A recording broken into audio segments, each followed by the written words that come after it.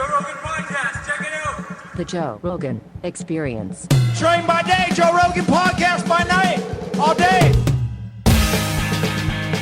All right, brother. Hey. What's happening? What's going on? Same shit. Great to be here. Great to see you. How you Ice in my feeling? knee, like a tip-top fucking magoo. Your knee. I can't believe you could walk so quickly after getting the knee fixed again. It was like 3 days, man. That's nuts. But yesterday I fucked it up at Newark Airport because I wanted to walk. But it was like I walk every day at the gym, and then I walk my neighborhood for breakfast and after dinner. But that's a loop, This was 10 loops yesterday. So thank God I had a baggie with edibles with me on the plane. I ate the edibles, and I asked the fucking flight attendant if she'd give me some ice, and that's how I got it down. Then you rub it with that Vortom shit, that liquid cocaine juice. That's What? Yeah, there's a cream that became illegal. You buy it over the counter. What is that? It's don't quote me, man. But it's a good cream. It numbs your eye. You have to rub it, though, twice a day. And Oh, yeah? yeah, but it fucking feels fantastic. I've never heard of it. Yeah, Voltron, Voltrax. What? Don't listen to me, dog. Just Google what's Is that it? That's it, Voltaren. See, I was right. Voltaren. Arthritis pain. And you just rub it on your knee? Yeah, a couple times a day. Anything that hurts. What is it? It's like a fucking gel with cocaine that takes care of the fucking situation for you. Prescription strength, over-the-counter, non-steroidal, anti-inflammatory that penetrates the skin to relieve joint pain, inflammation, and stiffness. Interesting. I never heard of it before. Widely used for osteoarthritis and muscle aches, should not be used for acute injuries like simple strains or bruises. I wonder why. Why can't you use it for strains or bruises? Does it say why? That seems weird, because that's what people use, like ibuprofen and shit for. Yeah. I wonder why you can't use it for Like that. I couldn't use any of that shit. I could only use Tylenol, whatever the fuck that is. I couldn't take ibuprofen after the surgery. No? Have you ever used DMSO? I don't know what that is, Joe. It's this shit right here. You rub it on? Yeah. That's another horse tranquilizer, another horse medication. Yeah, they use it in veterinary applications, but it's really good for pain and injury. Take that, keep it. Okay. No, I have a bunch of them. Thank you. I buy shit in Yeah, bulk. we were talking about Lala Zato. Yeah. That was the early steroids, which were the 70s. Yeah. We don't know what the fuck we were getting in the 70s. Everything came from Germany, I think. I think they were Decadoroblin, all that shit. I think they were getting human growth hormone from cadavers. See if that's true. Jamie, put that into our AI sponsor Perplexity. Did they used to get human growth hormone from cadavers? I think they did. I think that's how they used to get it. What do you get human growth hormone from now? That's a good question. I don't know. I don't know how they do it. It's synthetic. I know it's synthetic. So it must be they isolate the molecule, they figure out how to reproduce it, and then they make it somehow. I have no idea. But the way they used to do it back then, cadaver-derived human growth hormone was used mid-1900s to 1985 and turned out to be dangerous because it sometimes transmitted prion diseases like Creutzfeldt-Jakob, and is no longer used and has been fully replaced by synthetic recombinant HGH. So Creutzfeldt-Jakob disease, that's mad cow disease. It's the same kind of disease. And what it comes from it's the same thing that cannibals get. When people eat human brain tissue, they get, and neurons and that kind of shit, you get this same disease. Alzado was one of the first U.S. sports figures to admit using anabolic steroids in the last year of his life as he battled against the brain tumor, which eventually caused his death. Alzado asserted that his steroid abuse directly led to his fatal illness. He recounted his steroid abuse in an article in Sports Illustrated. I started taking anabolic steroids in '69 and never stopped. Now I'm sick and I'm scared. It was addicting mentally and mentally addicting. 90% of athletes I know are on the stuff. We're not born to be 300 pounds or jump 30 feet. I became very violent on the field, off it too. I did things only crazy people do. Once in 1979 in Denver, a guy sideswiped my car. I chased him up and down the hills through the neighborhoods. I did that a lot. I chased a guy, pulled him out of his car, beat the hell out of him. But look at me now. I wobble when I walk, and sometimes I have to hold on to somebody. You have to give me time to answer questions because I have trouble remembering things. He died at 43. 43 from 43? brain cancer. That's how old I am. Wow. And he didn't look good at the end. Like he wore the bandanas. Alzado was Jewish? That Says he was inducted into the Jewish Hall of Fame. What did it say? Go back to that, what I was just reading. International Jewish one. Jewish Sports Hall of Fame. I didn't even know that existed. Okay. So I don't know if that was that stuff that growth hormone did that, but. Well, listen, he's saying he can't walk at the end, he can't remember. That's It's also the getting knocks hit. to the head. Yeah. And mixed with whatever was going on Yeah. I mean, there's with a everything lot. else, it becomes something else, you know. I lied amidst a massive star. That's one of those lies that, like, everybody, it's like when bodybuilders say they're natural. Like, shut the fuck up, bitch. Nobody's that big. Nobody's that big without help. There's a bunch of goofy guys out there that still try to claim natural. They're like, come on, son. How many fucking steaks do you eat a day? Like the Barbarian brothers, 36 eggs. There's some guys that have freak genetics. They have very unusual genetics, and they get real big naturally. But that's rare. That's super, super rare. As a matter of fact, I got picked up by an Uber yesterday. Guess who was the driver? Who? Yoel Romero's nephew. No way. And he's a judo champion. No way. We talked in Spanish for about 15, 20 Was this minutes. in Jersey or here? Right here. He lives No because all these shit. Uber drivers are Cuban. Really? All of them in Austin. They're all getting replaced by robots. Fuck that. Those The goddamn Cubans. Bro, I saw a Waymos are Cuban yell at everywhere. a robot. Last time I was here, he got out of the car yelling at the car. And he realized, coño, un robot. He got back in the car. My bad. That's 'Cause hilarious. the guy cut him off. They He's cut you like, off all the time, these fucking Waymos. No, I stay away from those. They get right in motherfuckers. front of you. They're ridiculous. I don't trust those cars and all, and I don't see how people sit. I don't. It's not for me, brother. Did you hear about that lady? She got into one, and a homeless guy was in the back? No. Yeah, some guy used the Waymo. He got his luggage out, left the hatch open, probably figured the thing closed itself. It didn't. Homeless guy hopped in, shut the door. Lady gets the Waymo. There's a homeless guy in the back. He starts yelling at her for paying robots. Why are you paying robots? I got to tell you about my homeless situation this week, Joe. Oh, no. So my daughter played at Egg Harbor this weekend. It's like 25 minutes outside of Atlantic City, which is an hour and a half from my house. So we went down for Saturday's tournament. They won. Now we got 2 more games on Sunday. So we got a hotel. I didn't want to get a hotel at Oceans. I'm going to be at Oceans in August, but I didn't want to go there because all the other parents were in fucking Harris. So I said, fuck it. I don't want to be that guy. I'll stay at Harris with you. So the game ended, and my wife had to drive the kids somewhere, and I go, you know what? Because every weekend when I go on those little trips, I go to a weed store. Like last week, I went into one in Trenton. Dog, this was a block from the state capitol. You could see the dome. The black guy called me back, and he goes, no, I got a secret place in the back. He had mushrooms, mushroom chocolate. Don't say this. You guys going to get in trouble. Dog, there's 18 stores in fucking, you got to figure it out. I'm not ratting nobody out. They know what's going on, the cops. They got they had packaged mushrooms, all different flavors, That's Blue crazy. Hawaii, the whole thing. This week I go to Atlantic City. I go to this one, Evereld, whatever. It's supposed to be the big one. The big one. The big weed store in Atlantic City. And it's right by the casino. So as I pull up, I park my car in front. As I walk out, there's 4 yoked brothers.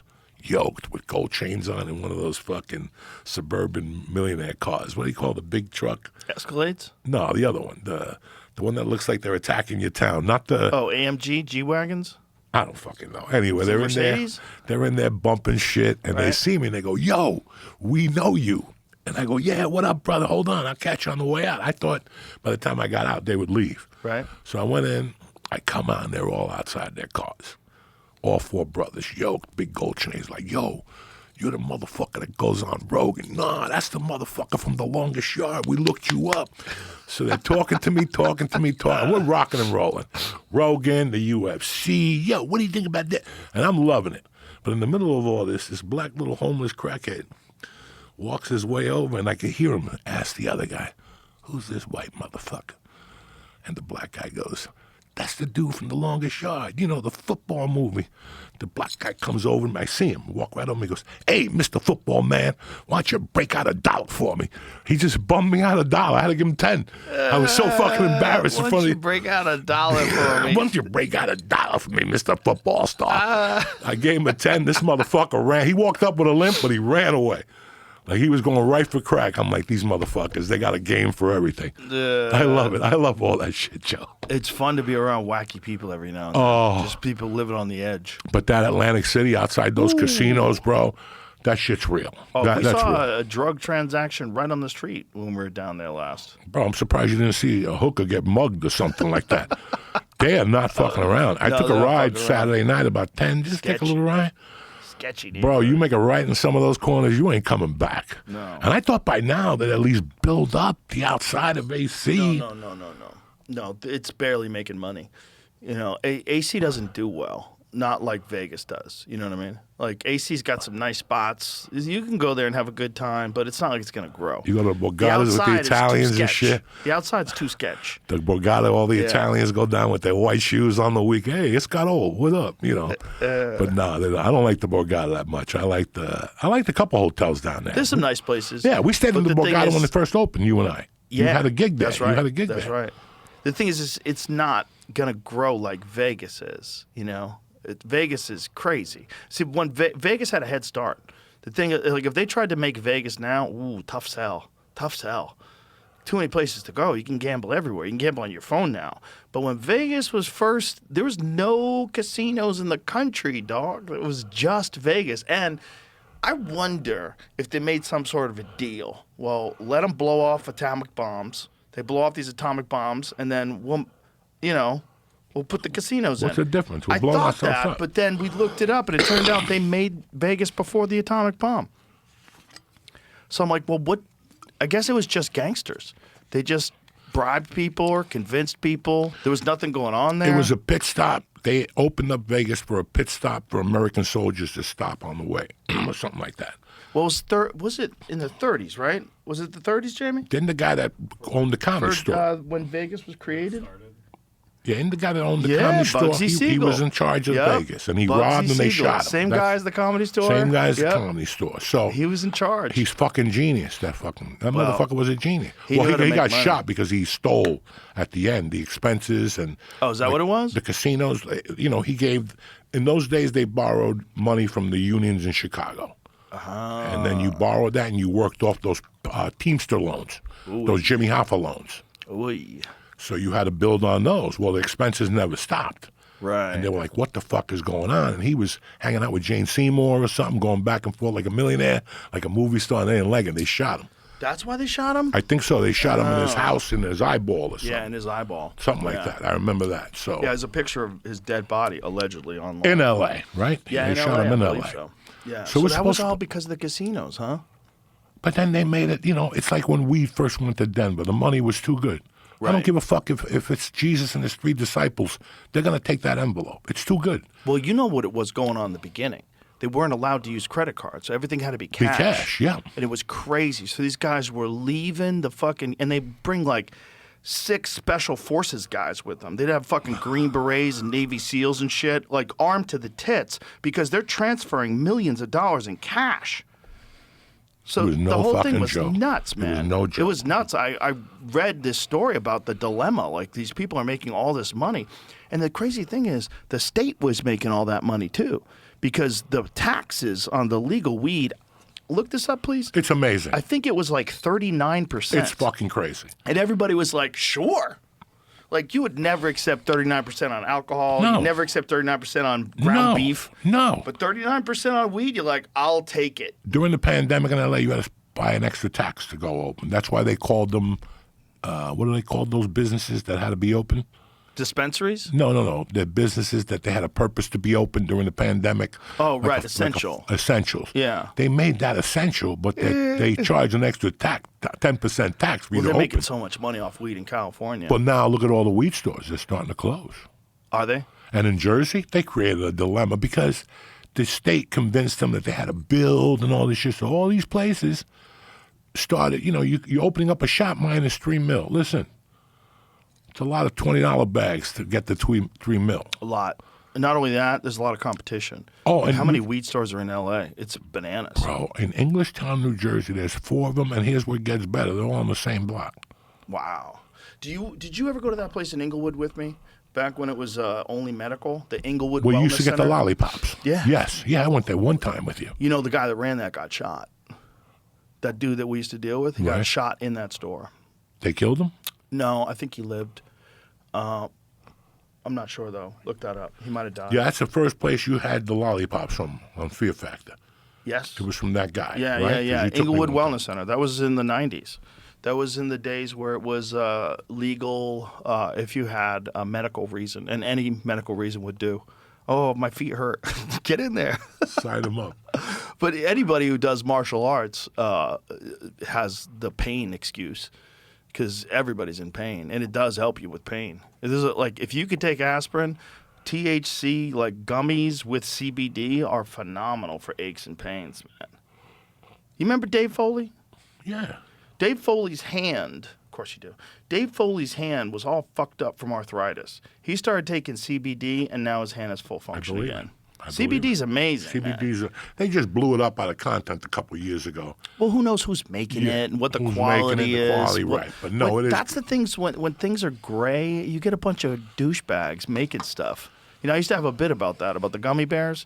Like, they're not making these gummy bears in the same labs where they're making Tylenol. They're very inconsistent. You get one of them, you swear it's 1,000 milligrams, and the other one feels like it's like 100. They barely make sense. Back in the day, back in when it was the Wild West. So I got some 500 milligrams in my pocket. They feel like 500 milligrams whether you Well, take now them. I don't think you can do that anymore. I'm talking about like way back in the day, it was different because way back in the day there was it was the Wild West. First of all, way back in the day, they didn't put warnings on this shit. No, so no you didn't know warnings. how many milligrams were in this stuff. And I remember eating a brownie one time and flying up to Pittsburgh in a red eye, and my leg wouldn't stop tapping. Like it wouldn't stop fucking tapping. I remember one time we were on a plane and you had a panic attack, and then you waited like an hour later and then popped 2 more. Yeah. I was like, how are you doing that?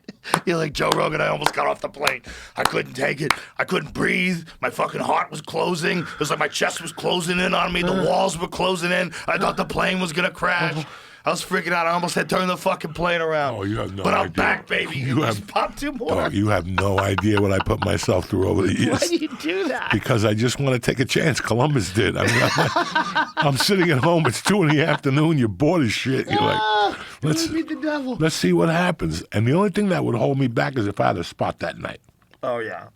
Then I would tame it and be like a couple 100 milligrams. But if I, You don't want to go up on stage with too much edibles. Yes, in you your do. system. Sometimes yes, don't, you do. though. Sometimes you need to. It's important. Sometimes it's important to go off into the woods, right? Yeah. Sometimes you just stay on the trail. Yeah, but listen, man, You're filming a special, stay on the trail. last week I went to do a spot. I figured, let me wait 5 weeks. I haven't been on stage since April 18th.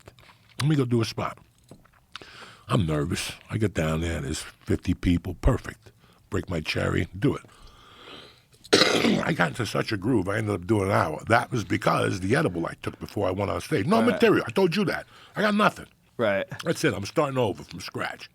Got nothing. I talked about going to the hospital, and then it just became something else. And at the end, I was up there an hour. Wow. My leg was starting to fucking throb. Did you film it or record it or anything? No, I didn't know it was going to be gold. I just, Right. But that's why THC, somebody said THC is like a banned substance for comics because if you really let it absorb you, and I'm not telling you to smoke pot, but I had an audition. Whenever I have an audition, I read it, I put it away. I get stoned, and then I go back, and I look at it again, complete different sheet. Now I can pick out things. Now I could point. Then I leave it again. I get high, and I come back like an hour later, and that's what I think THC makes me just relax. Look, I live in anxiety naturally. Naturally. I beat myself up. This morning it's 8:30. I'm drinking coffee outside the Four Seasons. I'm like, why am my heart beating? Because I thought I had somewhere to go. Duh. I got nowhere to go. You just gave yourself anxiety for no reason? Yeah, because I always think I got somewhere to fucking go at 10 in the morning. That's why when my daughter gets on that bus to school at 7:15, I start blasting. Because then I know I ain't got nowhere to go. Like, you make a list every day and you go, this is what I'm going to do today. And then you fucking, wake up and you look at that list after you smoke and you're like, that's a long drive up to New York City today. I ain't doing that podcast. That's a fucking long drive up into that motherfucker. Yeah, the driving in New York is not a joke. That's an endeavor. Yeah, no. You gotta take a day. Like, that's your day. Your day is driving in and driving out. You're not going to the gym. You're not doing all that other stuff. Me? Like, no, I'm saying if you've got to drive into New Jersey, that's your day. It's not like, oh, I'll go there. That's at noon. I'll hit the gym at 2:30. No, you won't. You'll be in traffic for 3 hours. For 3 hours. It's I always go to do that crazy. shit early and get it over with. And like on days that I have to go to the city up north, I'll just take that as a day off. Like I'll work that day before so I could go up there comfortably and not sweat it. Yeah. But it's got some days I get up and I'm like, I'm not going up there. I got to work out today. Listen, this is one of the big things that Texas has, or Austin has in particular, over the East Coast, is the fucking traffic. The traffic here is a joke. They talk about traffic. It's adorable. You might be 10 extra minutes. Whoop-de-doo. It's Yeah, adorable. but last time- Occasionally a car accident happens Yeah. and there's a bunch of people stopped. That shit happens everywhere in the world. But for the most part, the East Coast is so thick with people. You don't realize it until you have to make that trip to New Jersey and back and forth. You know, when we do the UFCs, if we go into New Jersey to the UFC and then with the weigh-ins, then we have to go back to New York to play pool. At 6 o'clock. That's Yeah. brutal for Oh anybody. my God. It's crazy. Go to New York to eat and to play pool, and it's a madhouse. Think about what it was like the last 2 weeks. Jim Florentine said he went into the city Saturday. It was 3 hours because of the Nick bullshit. And they weren't even playing. They weren't even playing. People were so upset that Trump was going to go to the NBA because if he's there, then they have all these crazy security protocols. It makes the traffic even worse. There was no parties. There was no nothing. And He that's should why- stick to the UFC. and that's They're why- going to boo him everywhere else. Oh, they booed him to death. I didn't watch the whole game. I was I out and heard about. some people cheered. I heard it was like cheers and boos, but the problem is if there's cheers and any boos, if there's like 50-50, like that's don't go to that spot. Go to the UFC. People say he got booed at the UFC. I've seen him at the UFC 6 times or something like that. I don't know how many times. Never get booed. They love him. He's never gotten booed. They fucking cheer. The people that say they booing him, you're distorting reality. It's not true. They cheer him like he walks in there to the American Badass song, especially if Kid Rock is with him and Dana White's behind him. And then sometimes Tucker Carlson was there too, back when they were close. It was like the conservative Avengers. It was like, this is ridiculous. They always cheered him. He was the kiss of death last night. I bet against the Knicks last night. Me and Jamie, we were like, fuck that. Getting 2.5? Why they only giving 2.5? They're up 2 games. What are you, a retard? 2.5 they were giving last night. Everybody and their mother, even fucking your daughter bet the Knicks last night, giving 2.5. Do you bet sports all the time? How often do you bet? This type of the year, I bet basketball because it's real. Do There's you defense. use an app? Like, what do you DraftKings. do? DraftKings? You do it on Just the whole- DraftKings? everything is on DraftKings. All right, you don't have a bookie. No. Yeah. No, I enjoy it because DraftKings has so many fun. Like, there's bookies out there. Like, they Right. just keep busting these mafia rings in Jersey and New York. 39 people. They had the big bust last year with the basketball coaches that they put the cards up and you could see through the fucking cards on the table. It's gambling has grown to a fucking nightmare. We're going to pay for this in 5 years. But when I went to college, after orientation, you walked out and there was credit card companies, Discover, MasterCard, Visa, and they give you a credit card for being a student for $250 automatic right there. And that now, when you go to those orientation days, DraftKings is there. You know, the other ones, FanDuel's there. And I'm not putting them down. I love DraftKings. But you're copping these kids don't have enough problems with fucking student loans. Right. Now I'm going to put a fucking thing. More people are gambling more than ever. Than ever. Than ever. In Australia, too. Ever. My buddy McCann, you know James McCann. Yeah, He was ever. talking about how crazy it is in Australia.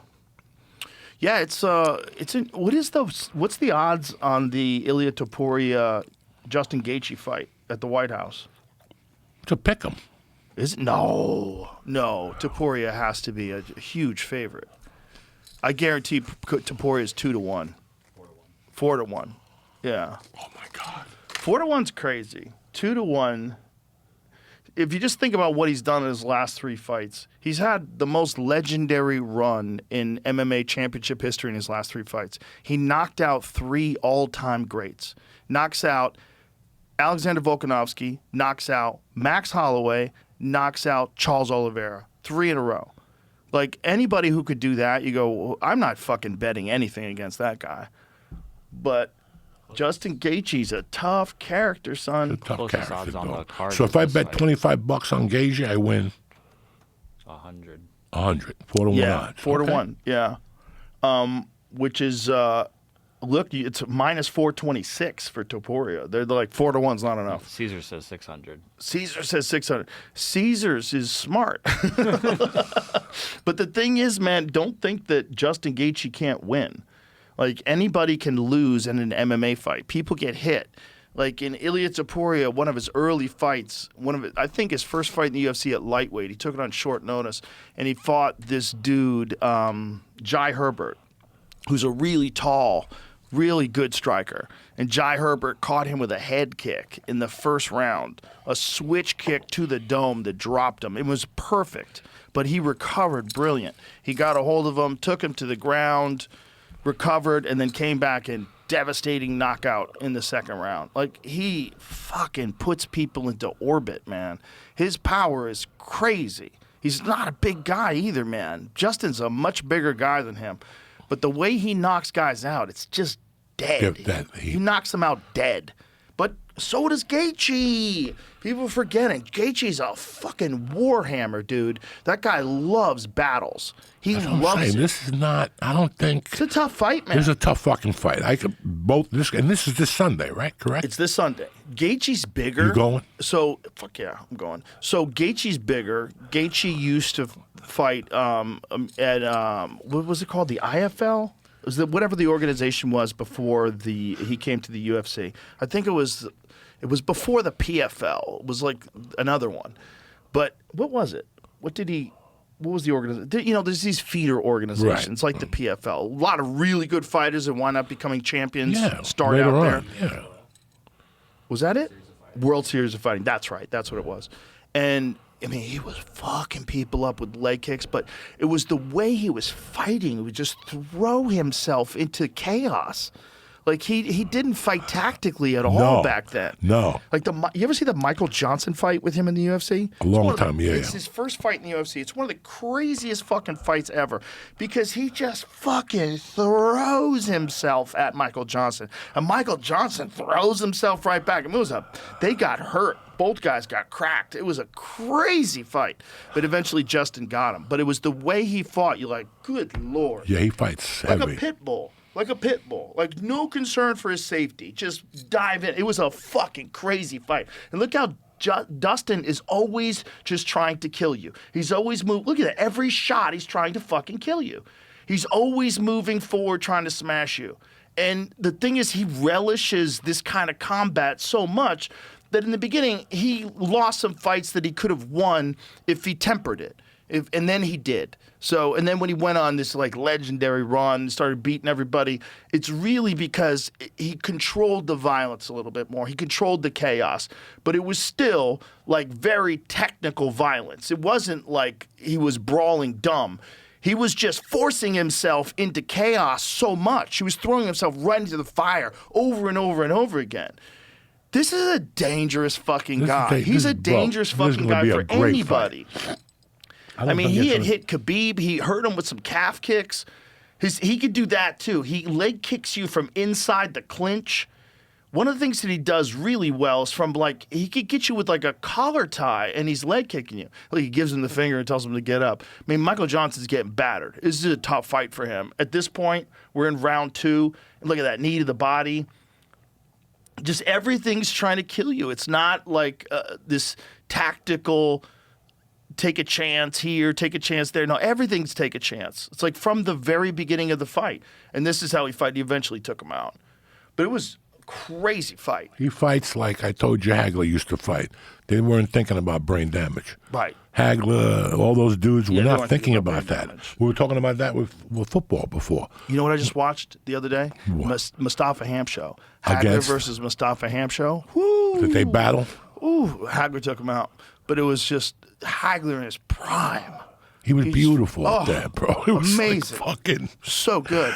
He was so good. And he was so good at switching stances, man. When no one was doing that back then. Hagler would fight southpaw. He would fight orthodox. He would fuck you up. You didn't know where it was coming from. And he could fight just as good southpaw as he could orthodox. It was amazing. It was an amazing fight to watch. Like, God, that guy was great. So disciplined. Yeah, some good fights this week. I'm excited for the card. I thought it was Saturday. Fucking Yeah, Jamie Sunday. posted up that the Cyril Gane Alex Pereira fight is the closest fight on the card.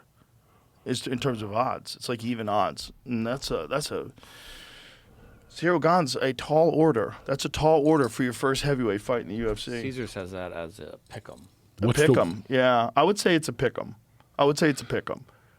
Cyril Gane is really good. And the thing about Cyril Gane is the problems that he's had in fights or when guys take him down. When guys stand with him, he is very tricky. He's very slick. He's very technical. And he's very light on his feet for a big guy. Like, he moves really well. Like, one of the best movers in the heavyweight division for sure. He's like, he dances on his feet. He also does a weird thing off his front leg. He throws a front kick when he's standing sideways, like in a bladed stance like this. And he picks it up and twists it into your stomach. Bang, like that.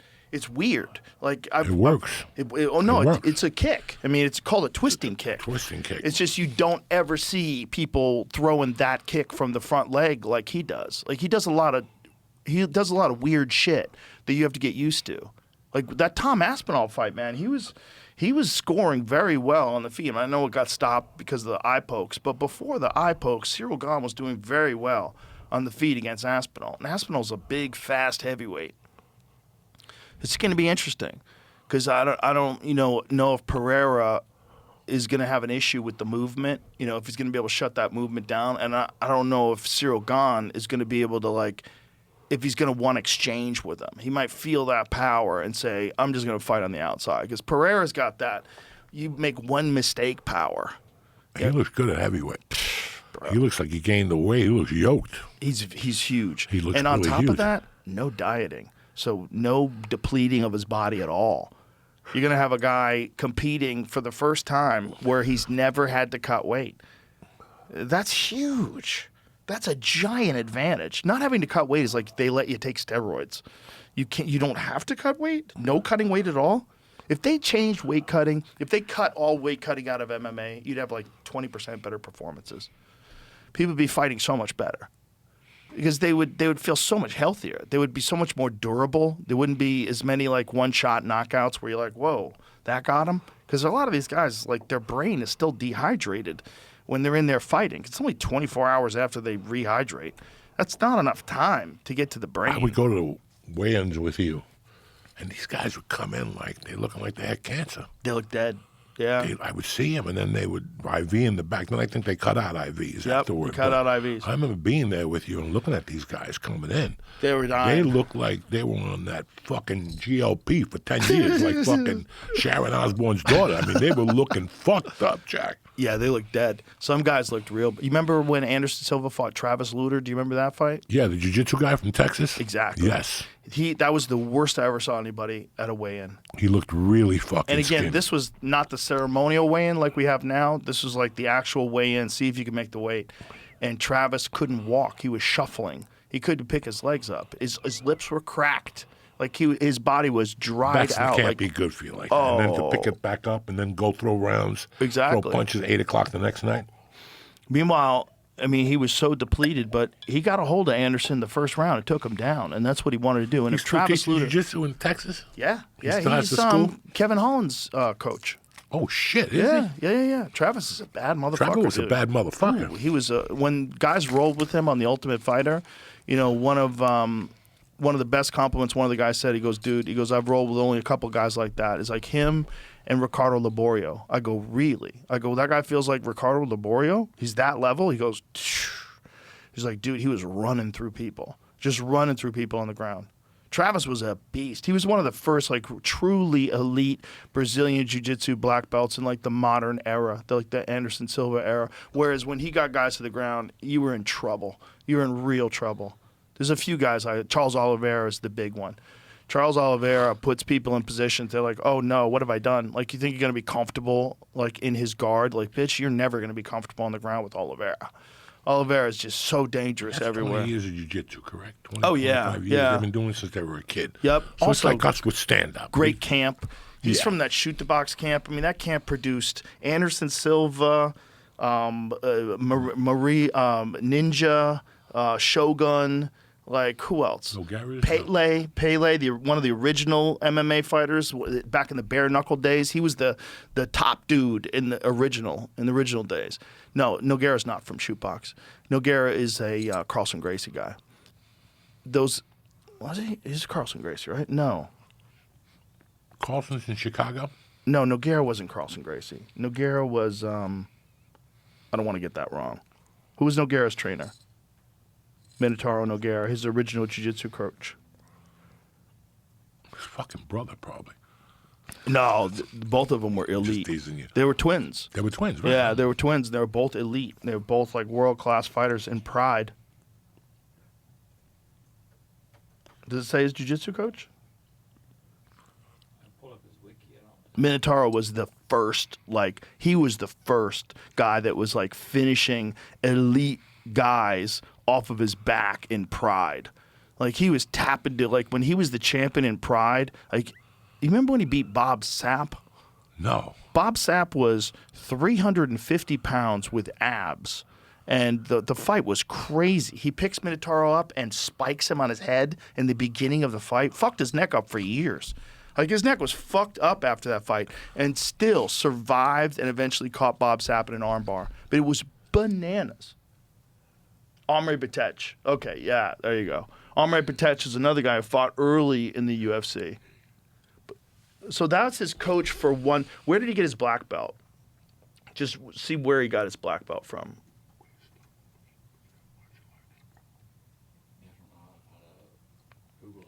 Just ask the question, who gave Minotauro his black belt?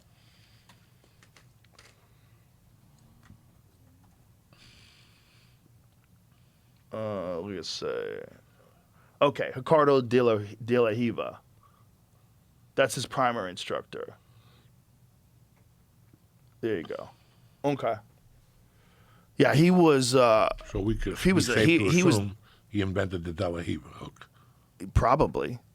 There's a bunch of moves that are attributed to guys that it's not quite sure whether or not they invented it, but they were really good at it, you know? How much fun is that, getting somebody a De La Hiva and taking them down?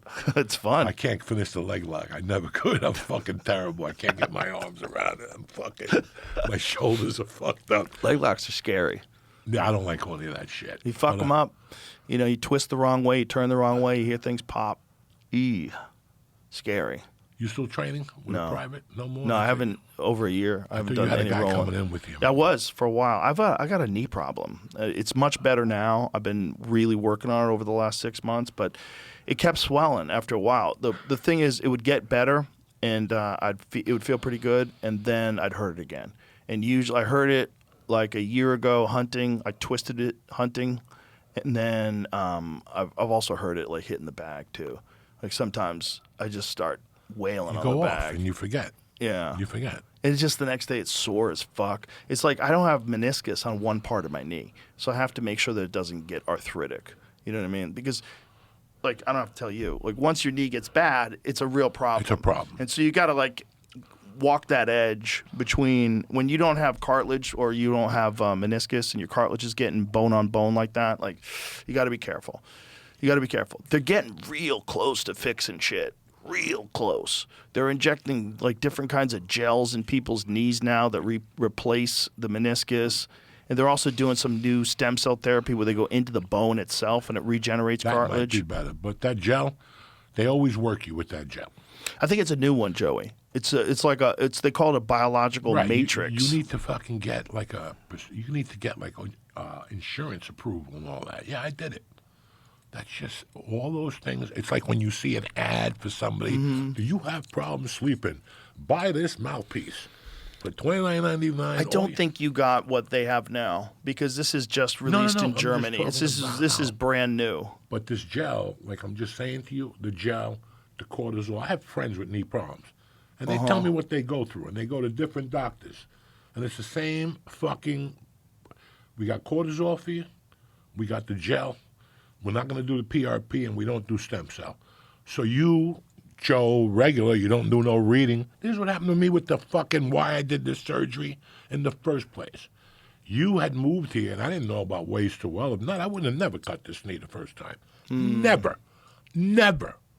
I didn't read up on it because when my wife was pregnant, I read up on all that shit, and I didn't want to have the baby no more because it said when you're over 43, you'll die if you're giving birth. Like, so if you're not ready when you get older as a woman, now women are having kids at 50s and fucking 55s. But a woman has to be, she has like a short window. Right. Then they have a lot of things that could go wrong with the pregnancy. When I read that, I got nervous for my wife. I'm like, she's going to die on the fucking table. And I'm stuck raising a girl. I don't know how to fucking raise a girl. What am I going to do here? So I researched it a little bit. After I got the knee, after I went and I saw the chisel and the fucking mallet on the table, I go, we got to look into this when I get out of here. Like, this is fucking insane. I would have never done the redo knee. I would have waited, shot it with stem cell, BPC'd it. At that time, I was still a little fearful of needles. So I was like, BPC them. Everything is you got to shoot it. You're fearful of needles, but not of a knee replacement. That's hilarious. No, bro. Now I'm fine. Now it took 4 stays in the hospital last year to fucking like go. One day they had to come in and take blood out of me every 20 minutes for 3 hours. Why? It's that type of test. They shoot you with something to see how you react to it. Oh. And, dog, I didn't faint one time. I don't faint no more. Unless, like last time I Ways Too Well. I went in there hung over on those tequilas from the mothership, drinking that Ron White juice and shit. I went in there with no breakfast, like, we need to take blood out within minutes. I'm pale.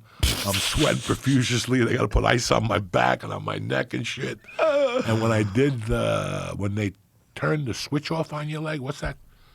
When you do that little, before surgery, when I first hurt the knee, they said, we're not going to give you pain medication, but if you're really hurting that bad, come on down here and we'll give you a nerve block. Oh, they give you a nerve block. Joe Rogan. Holy shit. Who did that? Where'd they do that? Because the place where I went for surgery, the first time they shit. This place is specialized in all that stuff. So they have their own therapy. They have their own, like the surgeons, and then they have a pain department that they talk to you. And they go, listen, you could take this. You want it? We'll give it to you. But let's do this. Let's try it with this. They don't want you, and I understand it. People lose their minds on those fucking things. So I did the nerve block first, Joe. Holy fuck. And when I went to the doctor about a month ago, the girl was like, I was there that day. I go, when I fainted, she goes, you didn't faint, but you sure came close. She goes, you lost all the color in your face. It's crazy, Joey. Had to drink water. And then the epidural block, you ever do one of those? No. Well, no, I did when I got my knee surgery. Yeah, they always knee surgery you. I thought they put you out for those. They did most of the time. But my first ACL, I asked if I could watch. And he said, you don't want to watch it? I go, no, I do. No, you don't. I don't want to. I only want to get this done once. I want to see it. Can I watch Where'd it? you see it? They shot it in the knee or in your spine? Well, they shot it in my spine. Right. And so you don't feel anything in your legs. And I watched him open my knee up and put it together again. Fuck you, Joe. That's no. The epidural block is one of the worst. I wanted to see. I'm like, I don't want to do this once. I didn't know that I was going to have another ACL surgery 8 years later. So you didn't get put out for your surgery? No, not the first one. The second one I did. That's insane, Joe. That's fucking insane. I love you that you're Zombo and shit, but I wanted to watch. nah, I want to watch a lot of things. I want to see what too. it looks like because it's kind of crazy. They're going to take your knee, take a slice out of your patella tendon along with a chunk of bone and a chunk of bone for your kneecap, and then they screw it back in place. I'm like, this is crazy. I want to watch. Held up. Still good. The real problem was the meniscus. So they didn't even take the meniscus out then. They just stitched it up. There was a tear in the meniscus, but it wasn't too bad, and he thought it could heal. Because I was in my 20s. I was like 23, I think, 22. And then over time, it just got wore out. That tear became a bucket handle tear, and then it would lock. So it would pull. The meniscus would pull up and like lock in place. And it was fucking insanely painful. And I was like, this keeps happening. It happened a couple of times. It was like, it happened in jiu-jitsu class, and Eddie Bravo had to take me to the doctor. So Eddie Bravo had to drive my NSX. We drove straight to the doctor, and, they tell me I need to get my meniscus removed. I'm like, okay. And then he told me I need to stop doing martial arts. I was like, okay, that's cute. That's the first thing they'll tell you. Yeah, you got to stop doing martial They arts. blame everything. No martial arts, Yeah, no this, 30 no years that. later, fuck you. Let me get one of those Zins. Yeah, sure. The medium ones. What are These these? are Alps. That's Tucker Carlson's one. Those are good. It's 6 milligrams. These are 3s. This is athletic nicotine. That's 3s. I like those. They don't make you jittery. Those take a hell of a hit. Tucker likes them strong. I like them, but I always swallow them by mistake. And fucking, next thing you know, I'm shitting pouches and shit. I had a pouch. They have Focus ones? Yeah, that's these ultras. Yeah, I do the ultras. I don't have them in this room anymore. I was doing those after I had the surgery. Those are great. Yeah, they are. There's a pretty bunch good. of really good things for your focus. People that think it's all bullshit, like that nootropics are bullshit, and you're allowed to think whatever you want. But trust me, from someone who uses his brain for a living, there's a difference between taking nootropics and not taking them. It's not going to make you smarter, but it'll make your brain function at a better level. There's a bunch of shit that works like that. Like, those ketone drinks, like Ketone IQ, that helps a lot. Really? Yeah, your brain uses ketones. Your brain uses ketones for focus. That's why people that take ketogenic diets and go on carnivore diet, they say it gives them like more mental clarity. You have more focus. It's fact. I feel different when I'm eating like clean. If I'm eating like carnivore, just eggs and steak, my brain works better, 100%. It's just not processing the carbs and all the fog that comes with that. Not that carbs are bad for you, but when you take this stuff is the shit. This is my friend Derek's Gorilla Mind. This is a nootropic drink. It's Not like coffee. an energy drink. No, it's got some caffeine in it. It's got a good amount of caffeine, but it's got a bunch of nootropics. So there's a bunch of like brain vitamins in there. You know anything about Again, I'm not me? selling this. This is my friend's. I'm not a... You know that I have a great memory with dates, and I can take you to different situations. Stories. I don't know what happened the last 3 years. How come? If I talk to you on a Monday, which I usually do, you call me Mondays on the way home at 6. Whatever we talked about by Thursday, I don't remember. Like you'll say, call me back when you find out. I'll fucking forget now. Like just little This is things. recent? This is the last few years? Last few years, I could see. You're 60. A lot of shit changes. It's really weird, Joe. I need 8 now. I need 8. Sorry. I need 8. 8 what? Hours of sleep. Yeah. 8 solid. I got the whoop. I need it. Makes a difference. 6.5, don't cut it. Done. Yeah. Done. I need 8 now. And don't get me started on an hour nap, or an hour 15 nap at 2 or 3 o'clock in the afternoon. Yeah. If I get up in the morning, I get up at 6. So I put her on the bus. I start smoking weed at 9. I'm at a gym. I'm doing something. Boxing, PT, So by fucking 2 o'clock, dog, there's days I walk in. There ain't no stopping. There ain't no pissing. I go right to the bed, put the mask on, and go right to sleep. Just like that. I mean, there's no thought. There's no stop it. What is that? Monopoly? Stop it, go and get 200? There ain't none of that. I come in, I drop my bag, I pee, and I walk right upstairs, right to the bed. I move the cat over, get the fuck over, and I fucking put that mask on. Does the cat cuddle with you while you're sleeping? Oh, please. And he goes under the blanket. She goes under the blanket with me, too, so it's That's perfect. funny. That's funny. But, dog, it's not no more. Like, I don't fly out early no more. Fuck you. Yeah, you need a solid amount of sleep. As you get older, it's even more important. You know what else is really important? Creatine. I take 10 milligrams twice a day. Beautiful. Beautiful. That's phenomenal for your memory, and that's a really good nootropic as well. I don't That like really the gummies. does- I never No. got. You had some gummies on here. Yeah, those that I are had- good. I like 'em, My neighbor but- gave them to me that you had them. I prefer to just open it up and pour it in my mouth, and then drink water. Yeah, me That's how too. do I it. like the powder too. Yeah, I put like the 10 milligrams in my mouth, and I just drink Do water. you don't put it on your food, do you? No. Like No, I there's just people drink it. I put it in a smoothie from time to time. I like the raspberries with I feel coconut like water. the best way to make sure that I'm getting all 10 milligrams is to just pour it in my mouth and then drink water with it. Because otherwise it's in the glass. You got to rinse the glass and get more of it in. You're giving yourself an exact dose. Just put it in your mouth. Dry scoop it. So I just dry scoop it in my mouth and then pour the water in there. Okay. That's how I do it most of the time. What the gummies are really good for is if you forget and they're just laying around, you just eat a couple of gummies. I don't know how many milligrams are in those, so I eat half a fucking it bag. says it on them. You know. I think 2 gummies is 5 milligrams. I think that's what it is. I also got turned on to a Maybe they're 5 creatine each. company that has a creatine precursor. Is that any good? Creatine? A precursor? Creatine precursor. I don't know what that is. Your own body creates creatine. Right. on its own. This helps Oh, the interesting. body. I think it's called a precursor. Don't fucking. Yeah, I don't know. Anything I say, just right off with a fucking. You know what I'm saying? I know that because I'm saying it wrong, like Voltron. I don't fucking know, guys. I'm you know? sure there's something. I mean, there's always a bunch of. I mean, there's. If you think about how many supplements are out there, like, good Lord, there's so many supplements, and not all of them are good, but a lot of them are really good. Here's another one that's really good for working out: beta-alanine. You ever take that? No. Phenomenal. Look, I before take training. everything else. It's just Makes you tingle though. Makes your skin like almost iodine. like itch. You ever take iodine? No, iodine. Yeah, like there's a pill or something. You take iodine to help you. It's supposed to do that if you get radiation poisoning. Listen, when the first piss test came out, they said you would take iodine. So again, Did you put Clorox in your dick? I put Clorox in my dick afterward because the iodine obviously didn't fucking work. Okay. Can you imagine when they ran your piss through the fucking test machine? They'd be like, "What?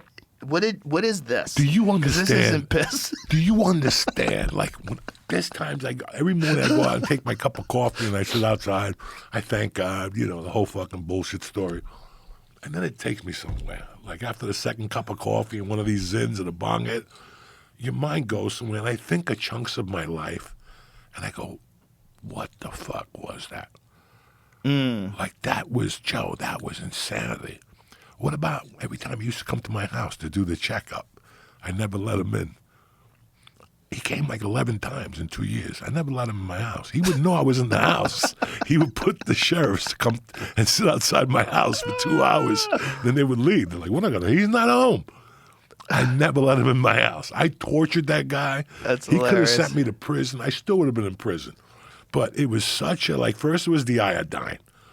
And then you fucking, you're supposed to take 20 milligrams. Yeah. I'm eating 200, whatever. I don't know. And my skin is burning. I'm fucking red in the face. I got itchies. So I stopped with the iodine. I still came back positive. Then I went on the fucking white vinegar. White vinegar. White vinegar with a fucking bottle of Gatorade on a Monday morning. Not a little vinegar, not red wine vinegar, the real vinegar that you clean your asshole with and douchebags and all that shit. Vinegar cleans you out. That's what women wash their monkey with vinegar because it takes all the fucking cat piss out of it and all the shit they got in there. So they said drink vinegar every Monday morning, bro. And it's like a process. Like you would get high Friday and you would hope to beat it by Sunday. But you knew you weren't going to beat it. And they're going to call you Monday. And it's like your color is yellow, right? Like if they say yellow, you got to come in.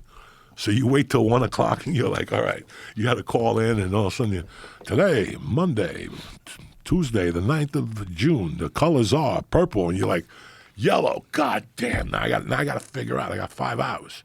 The place closes at 6, so I got to figure out how to stop this cocaine from coming up. So then we started taking Serto.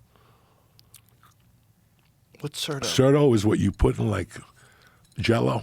It's that thing that makes the Jell-O jiggle or some shit like What?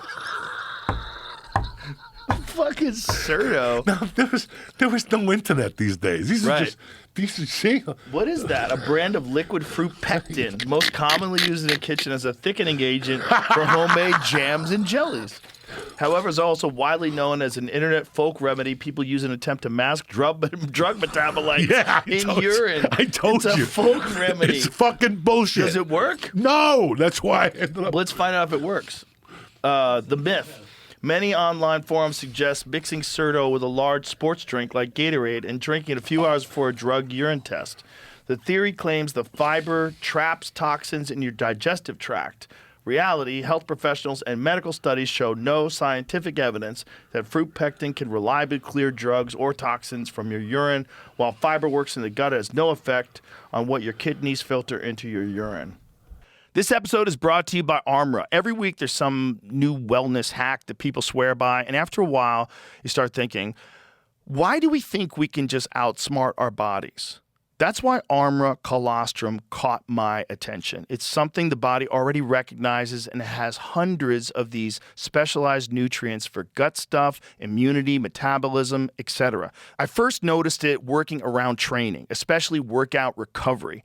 Most stuff falls off, but I am still taking this. If you want to try, Armra is offering my listeners 30% off plus 2 free gifts. Go to armra.com/Rogan.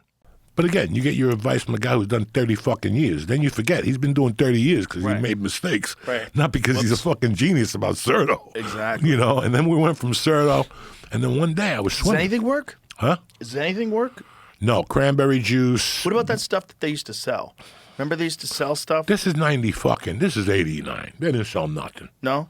But They do you sold- remember there was some stuff that you could buy? And Am shake I it remembering in or this something. wrong? Yeah, no, you're saying and There's you some can buy stuff- piss now. Now it's completely different.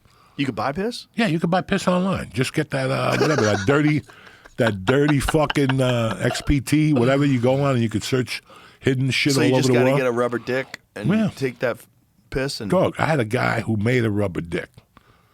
Normal Let could not start snorting coke, so he made a contraption where he filled up his son's piss in a hot water bottle and did the same thing with the douche. And he took the douche on the bottom, and he scotch taped it to his dick, and he would piss and squeeze his chest. Oh, my God. That's Then one day the ridiculous. thing blew up. And he was a bank robber. They sent him to jail for 30 fucking years. Want to hear the craziest steroid evasion story that I ever heard from piss?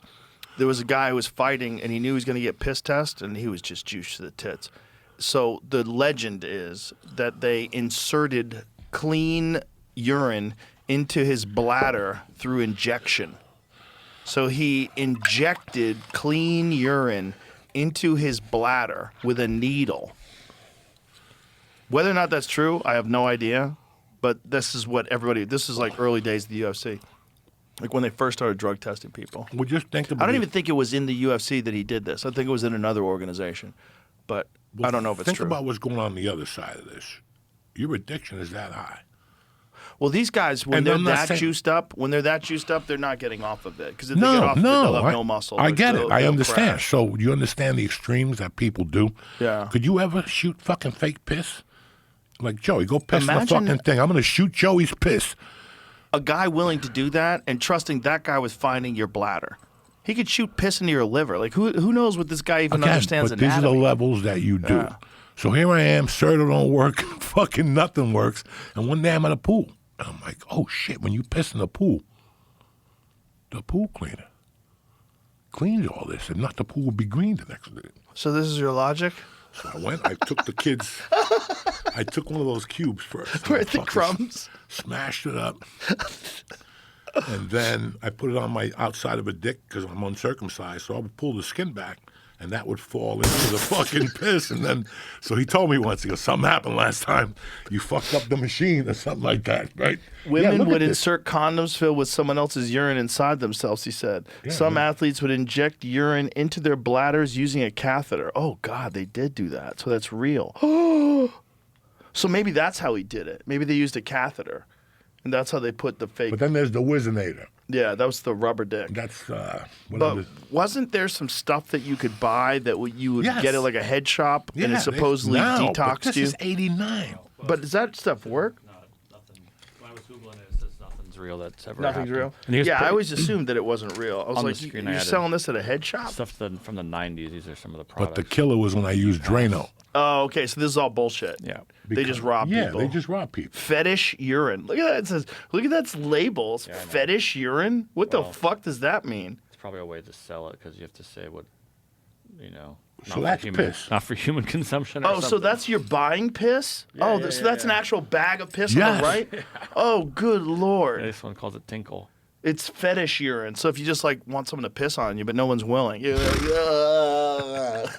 you ever told that story about the guy with the gay club, the guy in the bathtub that And wanted people to everybody was piss on him? pissing on him in the tub. Yeah.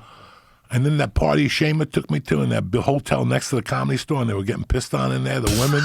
And then I wake up Saturday, I'm feeling good about myself, and I'm on Twitter, and I see Bonnie Blue.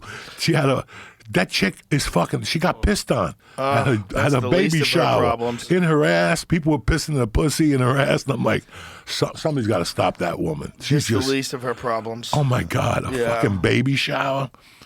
When I used the Drano, though, that was the best because that destroyed the machine.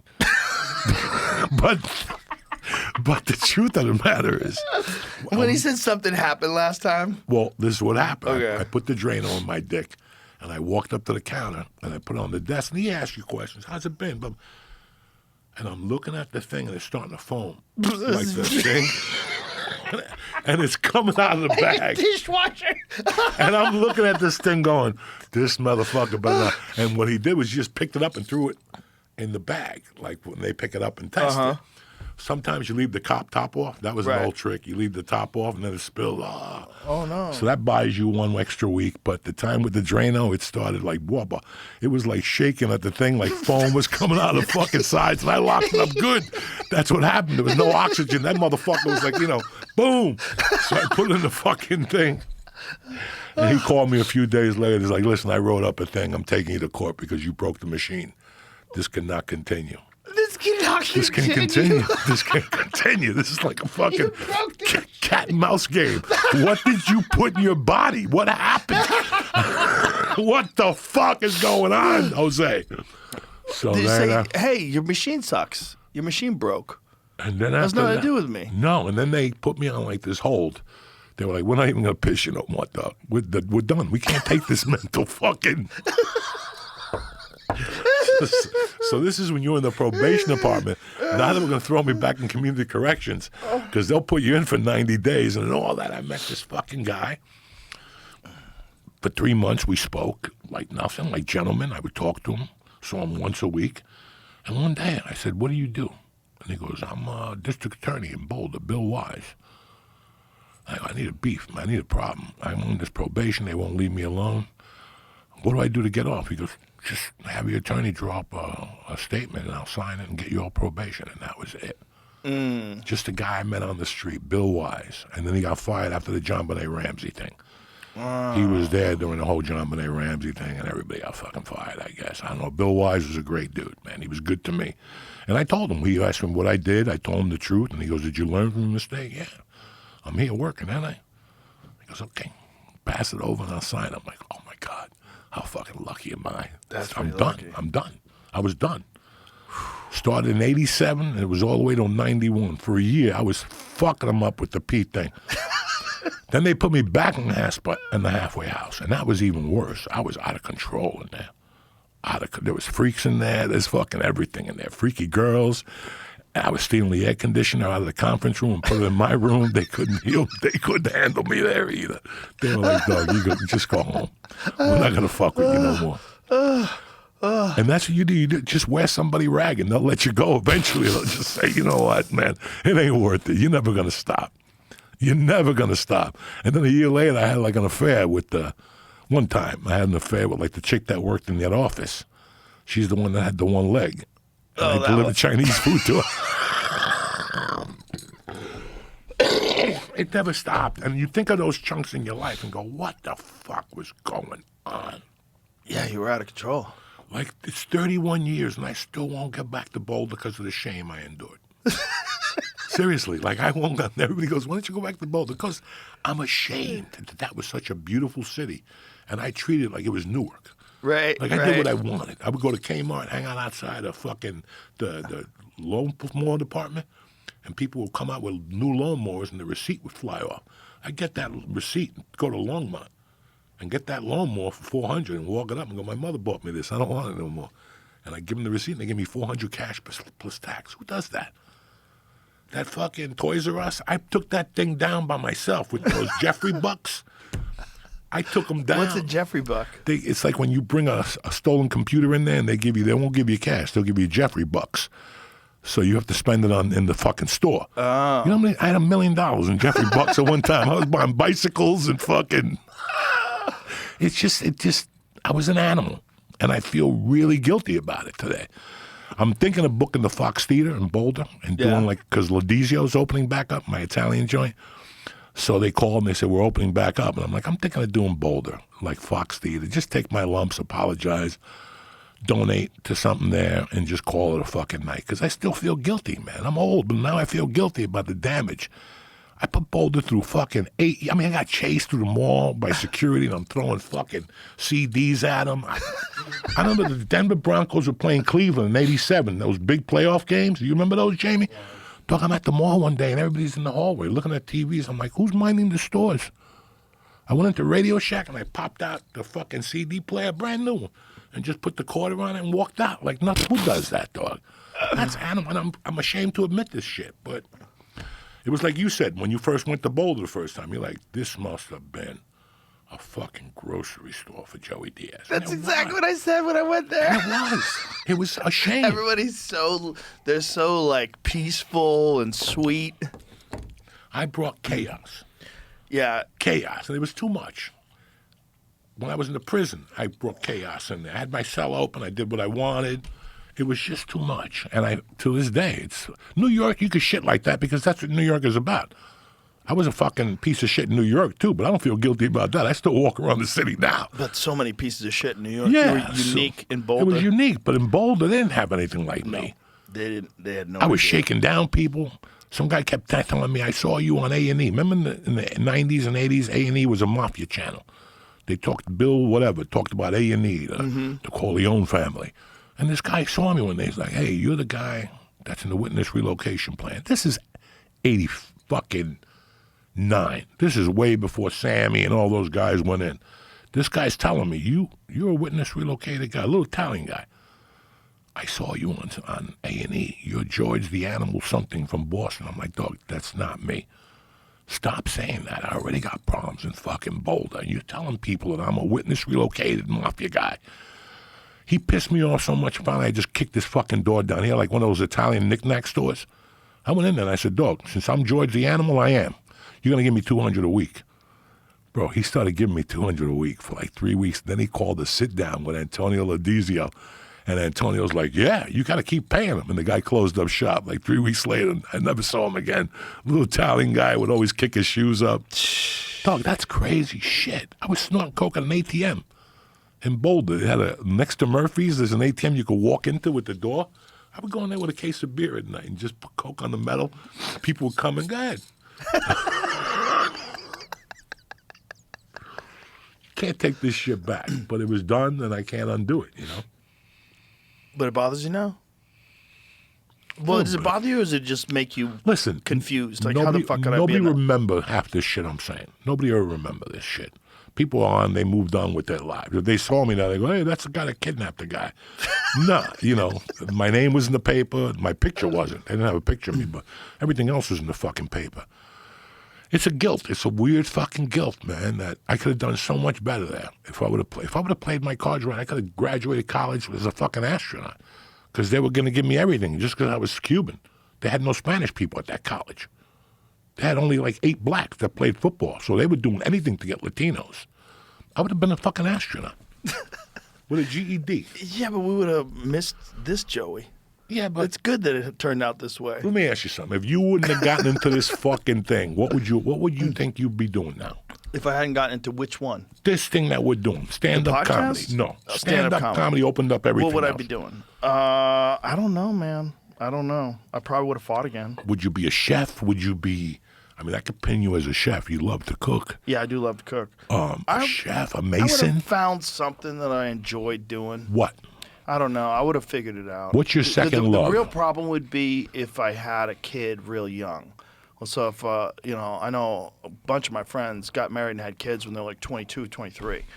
There's nothing wrong with that, but then that really limits your ability to just go for it because you have mouths to feed. That's a different animal.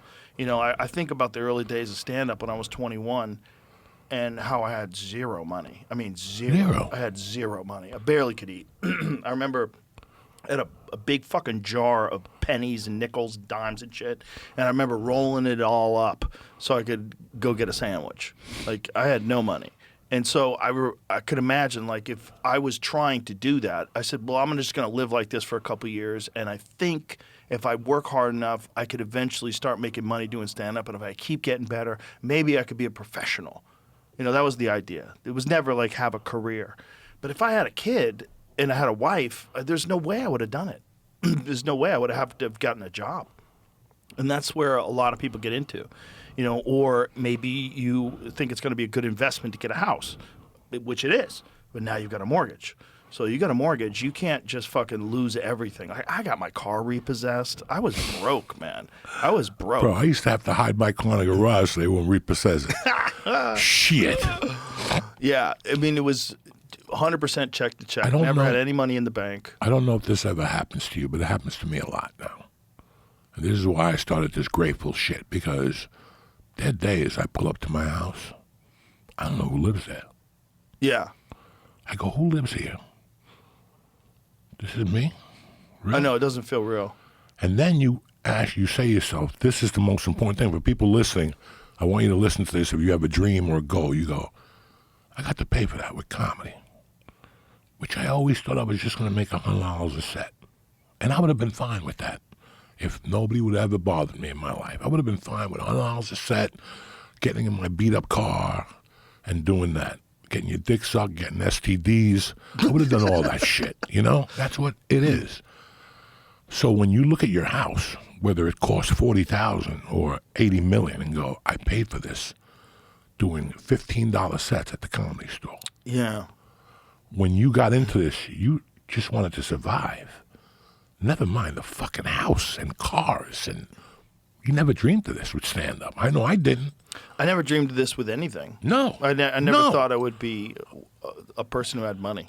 I dreamed of being a funny person and to be funny enough to make a living in stand-up. Yeah. I never saw this part of it. So when I pull up in my house and I go, that was paid with $20 sets.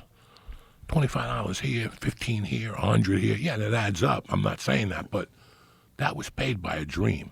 Yeah. Not a job, not something my family did. I wasn't forced into like raising lemons or whatever the fuck people do that are decent, you know, growing lemons. You know, seriously, we were born into this. This is something we got into and said, I just want to survive.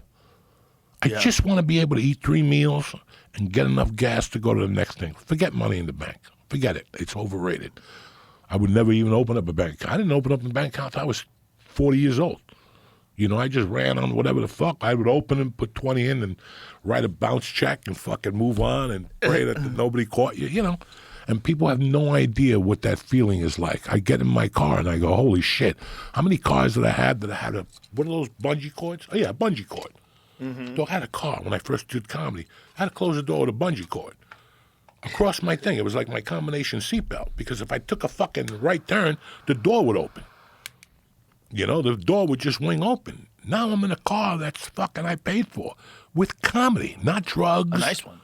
Not anything. No, whether it's nice or not, you paid for this without nobody's interference.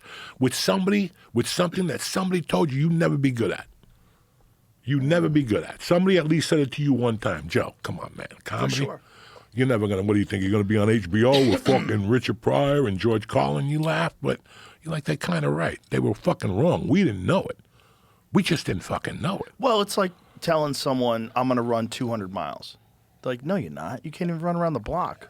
Like, no, one day I'm going to run 200 miles. Like, no, you're not. You're not going to run 200 miles. And most of the time, they're right. But if you're one of those motherfuckers, it says, like, it might take me 10 years to develop the endurance to run 200 miles. But I can, if I start right now, next month I'm going to be able to run 5 miles. You know, and in 6 months I'll be able to run 10 miles. And then I'm going to keep going. But then you quit before the miracle happens. A lot of people somewhere do. along the line. How many people do we know that quit? How many people do we know that were really talented, that were really funny? And just disappeared. And now you see him on Facebook. I don't want to shame anybody, but there's a few guys, and there's this one guy at the early days of the Comedy Store that I really tried to help. I connected him to my manager, and I was like, this guy's legit. I'm like, you're funny, dude. Like, you're good. If you just fucking stay. And then had a bunch of personal problems, had a kid. I think he had some legal issues. Damn. But that guy, I'm like, I'll tell you later who it was. No, I know it was. Yeah. And, but I was like, that motherfucker was funny. He was funny. Way funnier than I was. He was great. Like, and he was a fun dude to be around. He was a cool dude. I was like, he's going to make it. There was people I looked at and I go, they're way funnier than I am. Holy fuck. We were both like the same age, too. We were like 27 when I first met him. And I connected with my manager, and he was like, nobody ever did anything like that for me before. Like, nobody tries to help me. Nobody. I was like, listen, man, you'll do it too now. You'll make it, and then you'll do it too. We'll all do it. It helps, and it doesn't hurt. It doesn't hurt you at all to help somebody, but it helps them, and it helps you. It helps you feel better. You feel better that you're helping someone. It's like like I always say that being generous is kind of selfish in a way, because you feel better too. Like when I'm generous, I feel better. I do. Yeah, we all do. And when we're kind and when we try to help people, you feel better. It's good for you. It's good for everybody. And it's like that's a message that the world needs to hear. Like you could be good to people, and if you're good to people and you're nice to people, it'll help you too. It and all if you comes find together, someone bro. who's got something, you gotta, and you're doing a thing, like you're doing a thing, and there's someone who's got a spark, there's a little talent, help them, help those people. Give them advice, give them a push, let them open for you, watch their set, give them some feedback, help them. Because, We're not in the comedy business, Joe. I've never been in the comedy business. I don't know what anybody's talking about. We're in the karma business. it's a little of that. I'm in the karma business. I am not in the karma. My goal every day is to make somebody's day. One person. A woman at a supermarket. You looking fucking bad in a motherfucker today. Oh, stop it, Joey. Yeah, that. I just made her fucking day. Her husband sees her every day and never tells her she's banging. And I'm going up to this lady. I don't even know. And I'm like, damn, if I was 20 years younger. They're older than me. Like they're 68. Right. That's my thing every day. Just make somebody's day. One person. Yeah. You can't save the world. But one day, a gesture, a handshake, a couple dollars is not going to set you back. That is kind of what if you're doing a thing or you're doing something that people enjoy. Like think about like your sets. Like think about how many people have gone to see you and you changed their night. Gone to see you. Like how many nights at the store people come in, you want to see a show? Yeah, let's go see a show. You go on stage and rock that fucking place. They leave, they're holding their side like, ah! And they go out and get something to eat afterwards. Remember when you said that fucking thing about, ah! And they're like, you change people's evenings. You change their feelings. You change the way they feel. And you feel good because of it. It's like this weird exchange. The reason why we love killing, especially people that are really good at it, what they love is that they're making other people happy. That's really what you love. That's it. I love it. You're making other people happy, and you feel happy because you're making it. And when you don't, you feel terrible. I do better when I look at the audience and they're laughing and I laugh with them. Once I laugh, you're done. Yes. You're done. Yeah. Once I start laughing and giggling, if it's real. Party's over. Yeah. Yeah. No, it's if real. You're having fun. It's real. Yeah. It's real. When I look out there and I see somebody yeah. that should not be laughing, and they're laughing at something blue as shit that I said, and I don't expect them to laugh, that's what makes me laugh. Or the look on their face from the shock of you saying something, that's what always kicks me into this fucking mode, Yeah, it's beautiful. The other thing I want to talk about in this podcast, because I was talking to a friend of mine in Jersey, a stand-up, and this is the other thing people don't see. We're very blessed because we went to L.A., or wherever the fuck we went, and one day you're talking to somebody, and 2 weeks later, they're in the biggest movie in Hollywood. Yeah. And it's very hard to explain to people to sit, believe in yourself, and just keep showing up, and that this happens. But since people don't see that happen in their world, in Jersey, what do you see? A guy hits the lottery, he wins $1 million. That's their way out of this life. For us, it was like we saw too many people make it, like this. Like one day they had nothing, and the next day they're on CBS fucking doing a show for 8 years. Whether it's Kevin or whether it's fucking the other guy, the great guy from Pittsburgh. You've seen that. So it gives you hope. Now, at that situation, you could say, fuck that dude. He's a fucking loser. You could go, good for him. He just moved the notch up a little bit so I could get on that conveyor line. That's the beauty of it. Not looking at that person going, fuck him. He sucks. He stole my joke in Pittsburgh. Who gives a fuck about Pittsburgh in '89? Guy's on TV now. Whatever he is, be happy because you're next. You know him. You fucking do sets with him. Right. You're there in the rotation with him at the store every night. And all it can happen for you too. It happens. So once you see it, you go, oh, shit, okay. Now I know what I need to do. That's if you're real. That's if you're real. I need to get off coke. I need to cut this shit out. I need to do this, and this, just to get me closer to that. Yeah. Because I see it too much. I see people living in an apartment with 8 people, and next thing you know, they got a house in Beverly Hills. Most people don't see that. Right. So it's tough to explain to them because everybody thinks you're going to hit the lottery and your life's going to change. Boy, are they mistaken. Everybody thinks $10 million is going to change their life and make them a better person. It's not. It's not. We think it's going to. Like when you were broke all those years, you used to say, I can't wait to have money. Yeah. But you never said, I can't wait to have money for what? I never thought I would have money. Me neither. I never said I can't wait to have money. My thought was I want to like make a living. That's it. That's it. That's where I was. Even when I first started with stand-up, like it was just to make a living. It was just doing this thing. I was a fucking loser in like regular society. I was good at kicking people. I was a loser in regular society. I was like, I didn't graduate college. I barely got out of high school. I wasn't paying attention. I didn't care about school. All I cared about was whatever I cared about, whether it was drawing or whether it was martial arts. Those are the things that I cared about. That's it. I always felt like I just need to find a way to live because I'm never going to be a successful person. I had like resigned myself to that. I had no aspirations. You? Yeah. I fucking no, you were way worse than me because you were in and out of jail. No, I had no family, felonies, no GED.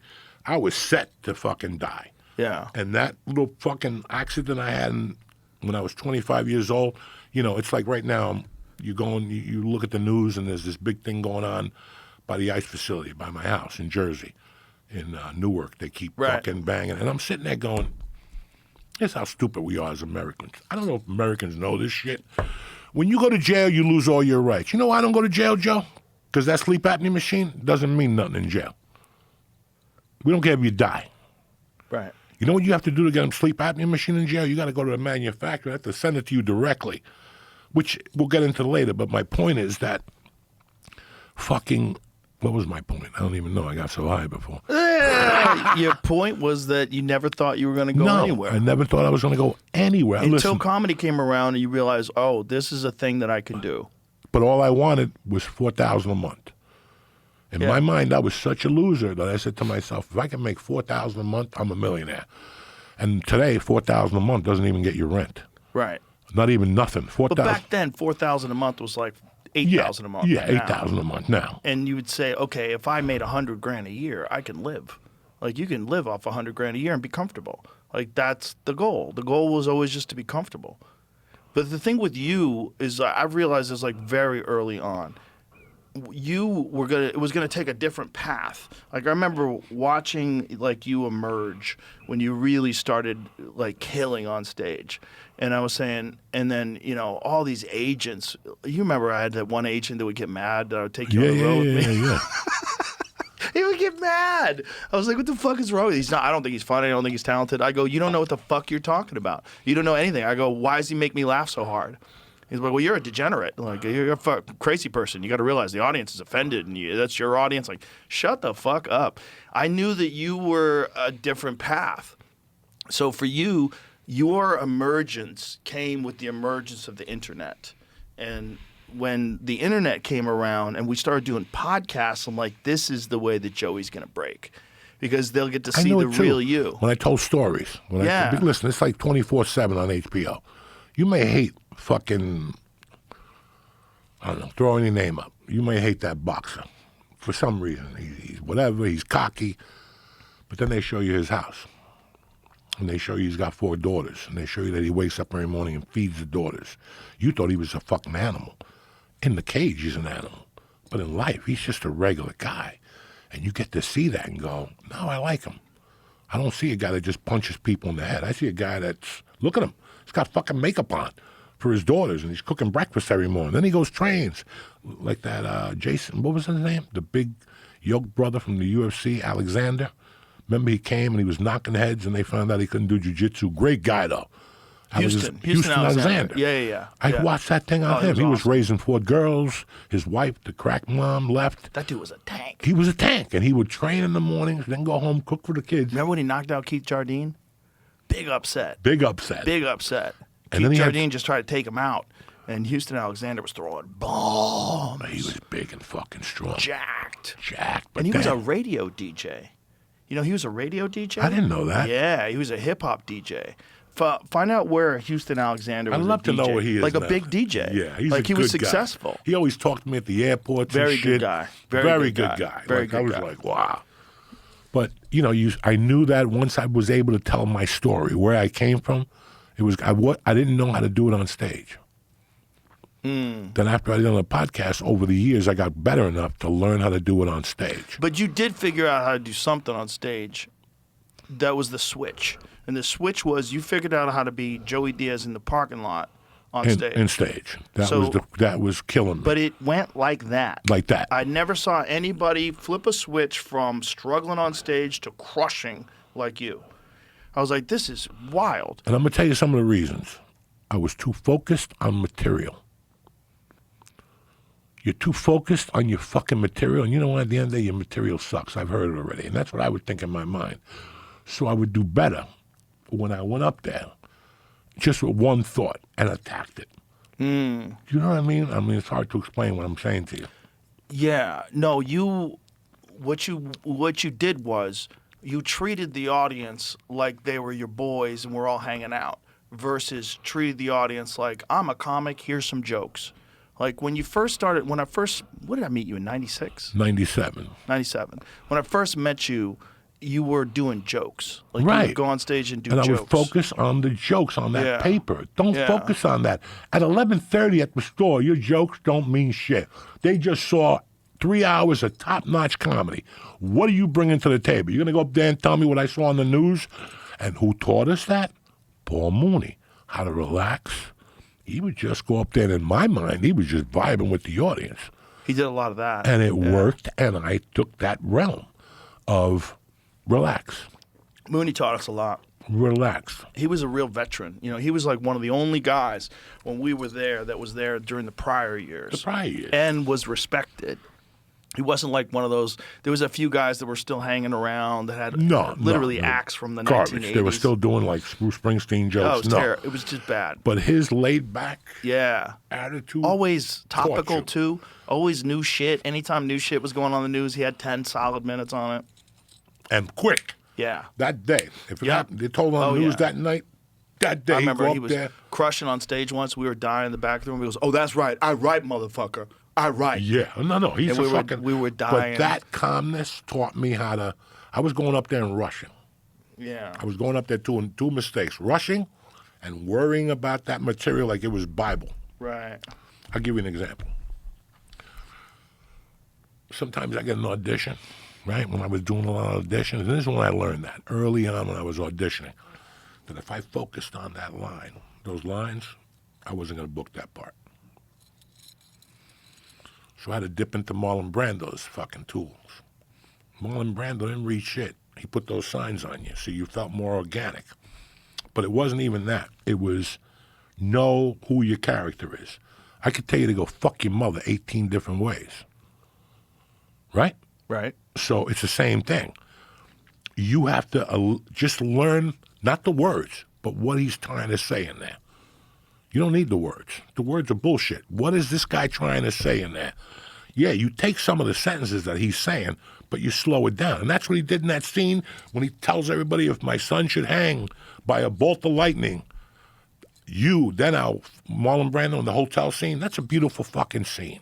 If you love that shit like I do. All those motherfuckers were wearing signs. You've seen the behind the scenes of that. So their words, the script was Were on. on papers. So Duval was sitting across from him with a billboard. That's hilarious. That boss was sitting across from him, and you see him like he just look up. And that I will not forgive. And he'd take another pause and look at another cue card, and because he wanted it to be organic.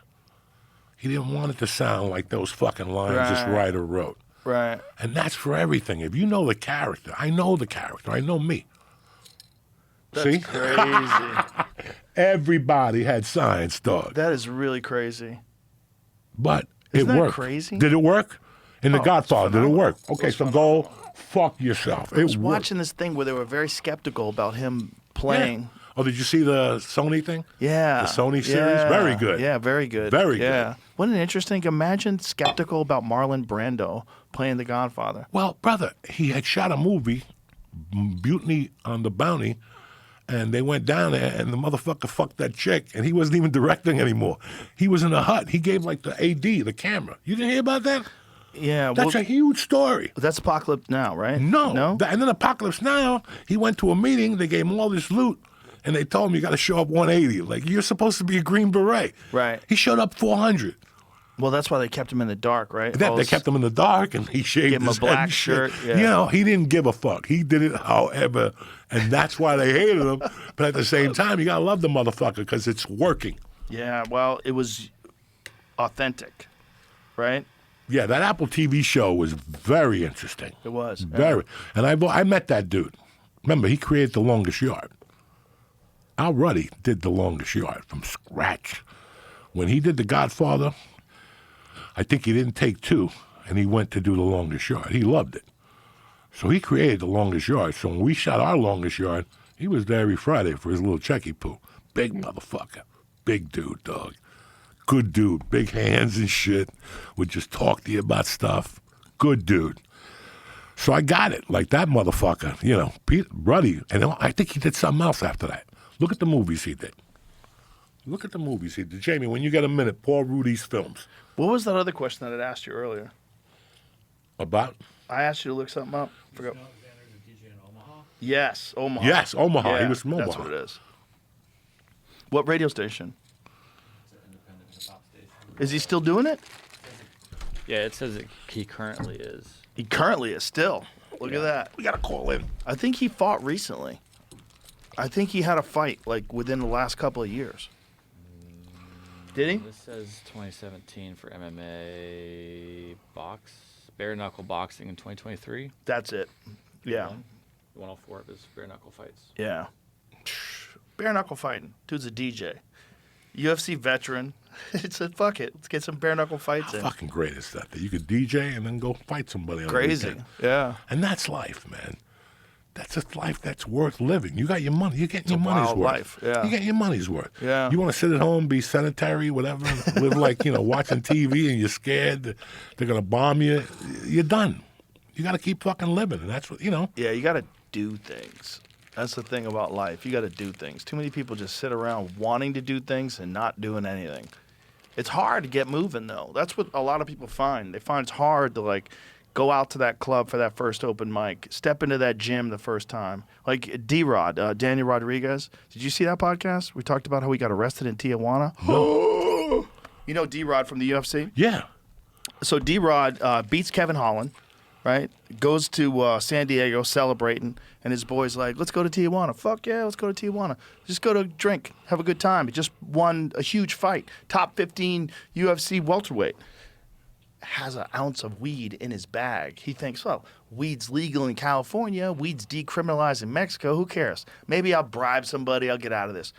It's a federal offense to bring weed in. And even though weed's decriminalized in Mexico, it's not for visitors. It's only for Mexican citizens. Yeah, bro. How do you get out of that one? Well, one of the things he had to do was become a Mexican citizen. So he's got dual citizenship now. Yeah. He was in jail for fucking 8 months, man. Oh, my God. Yeah, he was just training in jail. He looks great. He looks great now. But when he got out, he's like, I had no protein. So I'm in there working out every day with fucking eating noodles and potato chips. No protein. No protein. And so he got real thin. Like, he showed a photo of him, like, the day he got out. I mean, this motherfucker was training every day, twice a day, in jail. He's like, I'm going to make the most out of this. But he has no food. The food's terrible. So his get body had protein wasted powder. away. I think I used to get protein He couldn't. powder. He asked. He tried to get it. Yeah, he said, you can get girls, you can get all these different things. He goes, he couldn't get fucking good food. In Mexico. In Mexico, yeah. Yeah. And he was a cellmate with a cartel guy. The cartel guy took care of him. The cartel guy recognized him. Look, we'll take care of you. Hang out with us. And he said, I'm going to just keep my nose down, just train. But he said he got a bunch of guys training with him because they were inspired. They're like, fuck yeah, let's train with D-Rod. So he had all these guys in there. He said some of them were fucking Well, talented. prison's fun. I don't give a fuck what anybody tells you. Once you get to your destination and you meet your homies and you create a little thing, it's like anything else. We just can't step out the walls. But you make it happen. Like, I laughed a lot in there, bro. I laughed. I bet you did.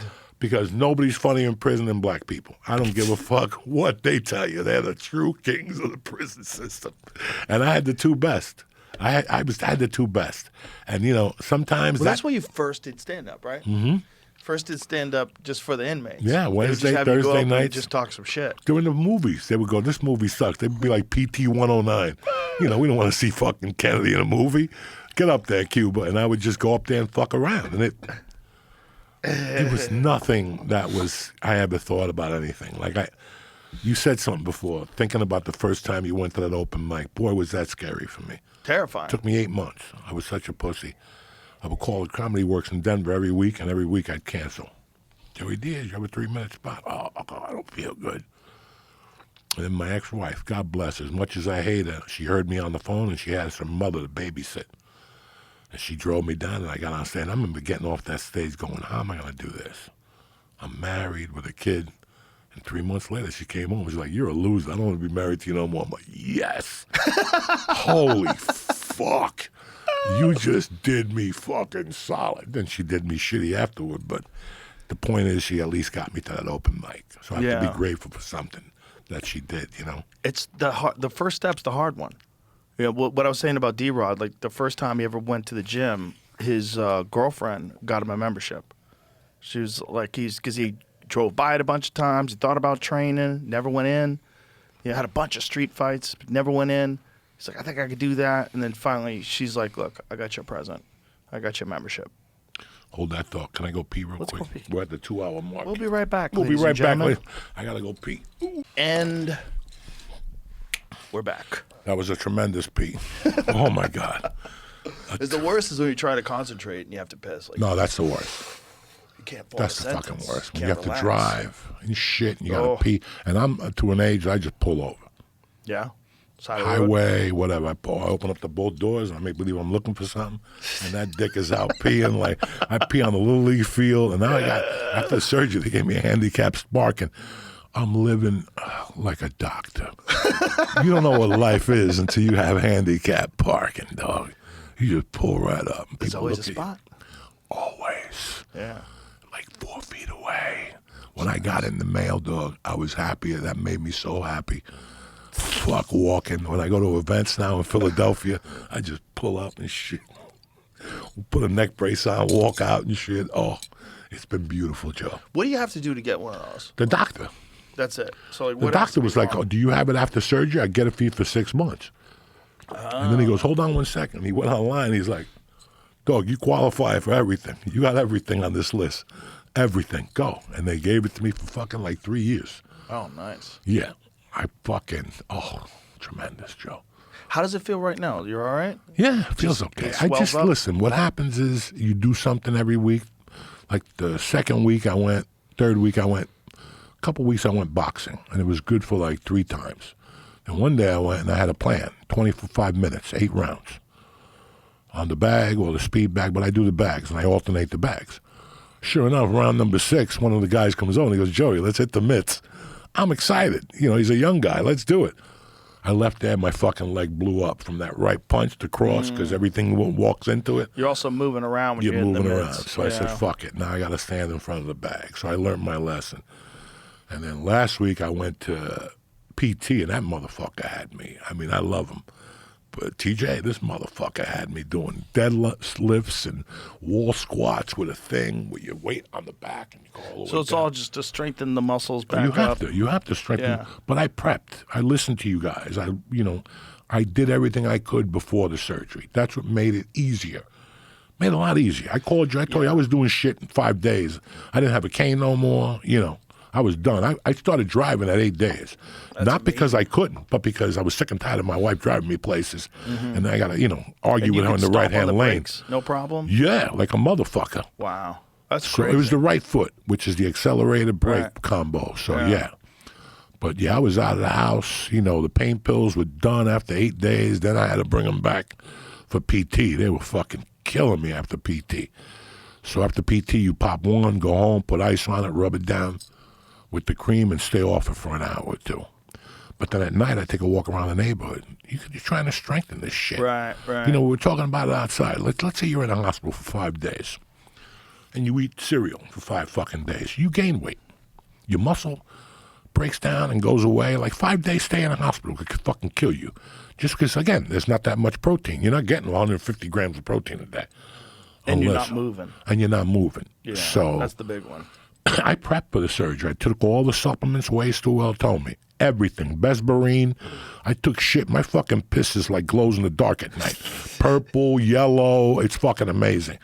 I did all my PTs, all my BPCs 157, all my TB 500s. I did them for fucking to the T, like they told me to. And, you know, listen, I'm 63 and it's a 63-year-old knee. So I don't expect to be in the UFC fighting Nogueira next week. But I could walk around and enjoy life with no fucking pain. Or no, it's not pain. It's like you always have an issue. You know it. Yeah. You always have that thing with your knees. Sometimes it sticks. Well, then you got to do simple shit. You got to get a piece of paper, put it on the floor, and just roll your heel back and forth 20 times and do kicks when you're sitting around. All those things help the knee. You get that band and you put it around your leg and you just straighten out your leg. I do that at home. This is shit I do at home, you know, instead of watching TV. It takes 15 fucking minutes. 15 fucking minutes of your time. And I got the bull worker. They sent me a bull worker. What's that? The thing I told you last time about it's isometric shit. Oh, okay. So I did the bull worker. I did the deadlifts at the bull worker. Now I'm fucked because I don't know how to change the strings. So I got to learn how to fucking change the strings. But that's all it was. It was preparing for the surgery. Right. You can't just go in there and not strengthen the little muscles around the area. Yeah. That's it. Yeah, you got to do something. It's very important, especially if you're going to go into surgery. I know a lot of people that have had knee surgery and didn't do that, and it's a big They won't go to PT. Big it's mistake. like, you don't go to PT. What the fuck is wrong with you? Yeah. They came, listen, I had the surgery Thursday. They were in my house knocking Friday fucking afternoon. I was home Friday from the hospital, and they said they're coming over today. That motherfucker had me going up and downstairs, walking outside with the cane, getting in and out of the tub. I don't even have a tub. I have a walk-in shower, but he was like, I'm going to do everything with you. So it was pretty fucking, like I said, this surgery was a lot better. The company that I did business with was a lot better. Last time I did it at Center State. That's like a medical network in New Jersey. Not bad. They have a great facility there, but, you know, when I went to do the surgery, my acupuncturist said, when you go talk to that guy the day before the surgery, ask him about the sanitary conditions at that hospital. So when I went, I said, hey, what's the sanitary conditions at the hospital? He's like, you hear rumors.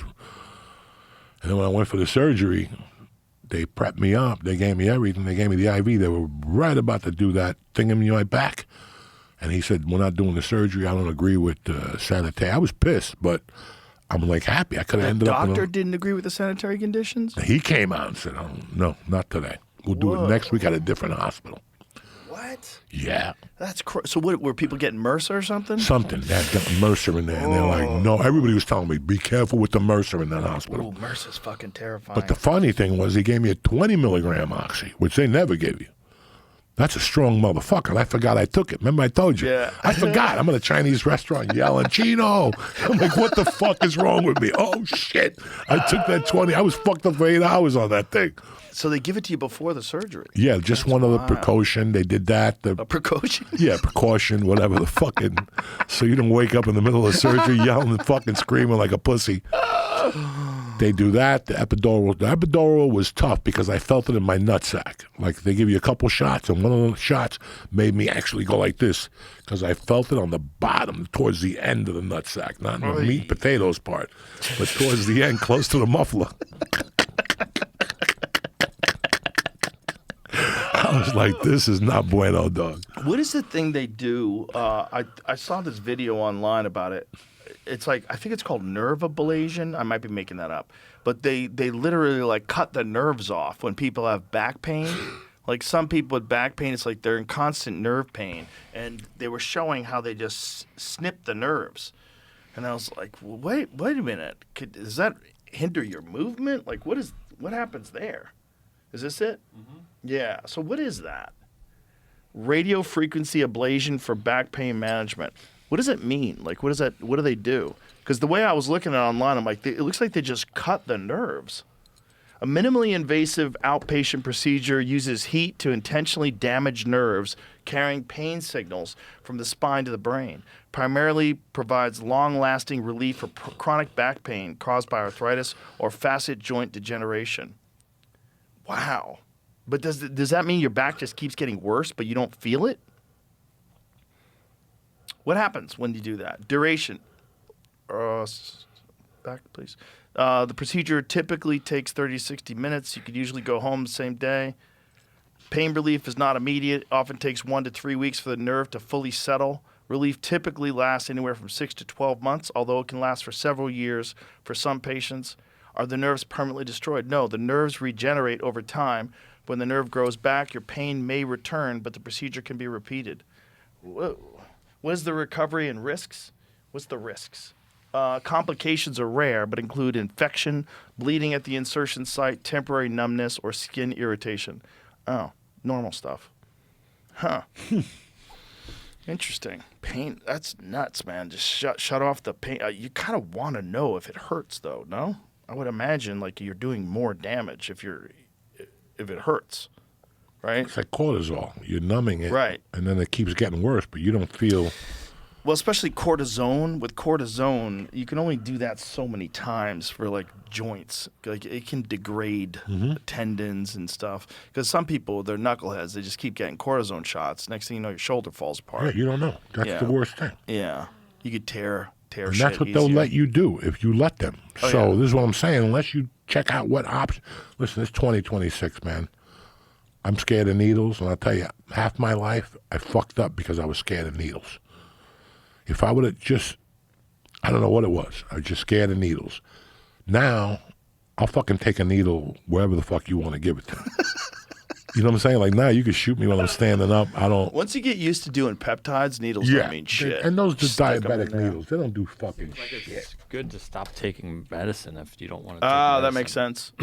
So if you're in pain anyway. Yeah. So a success rate is 70 to 85%.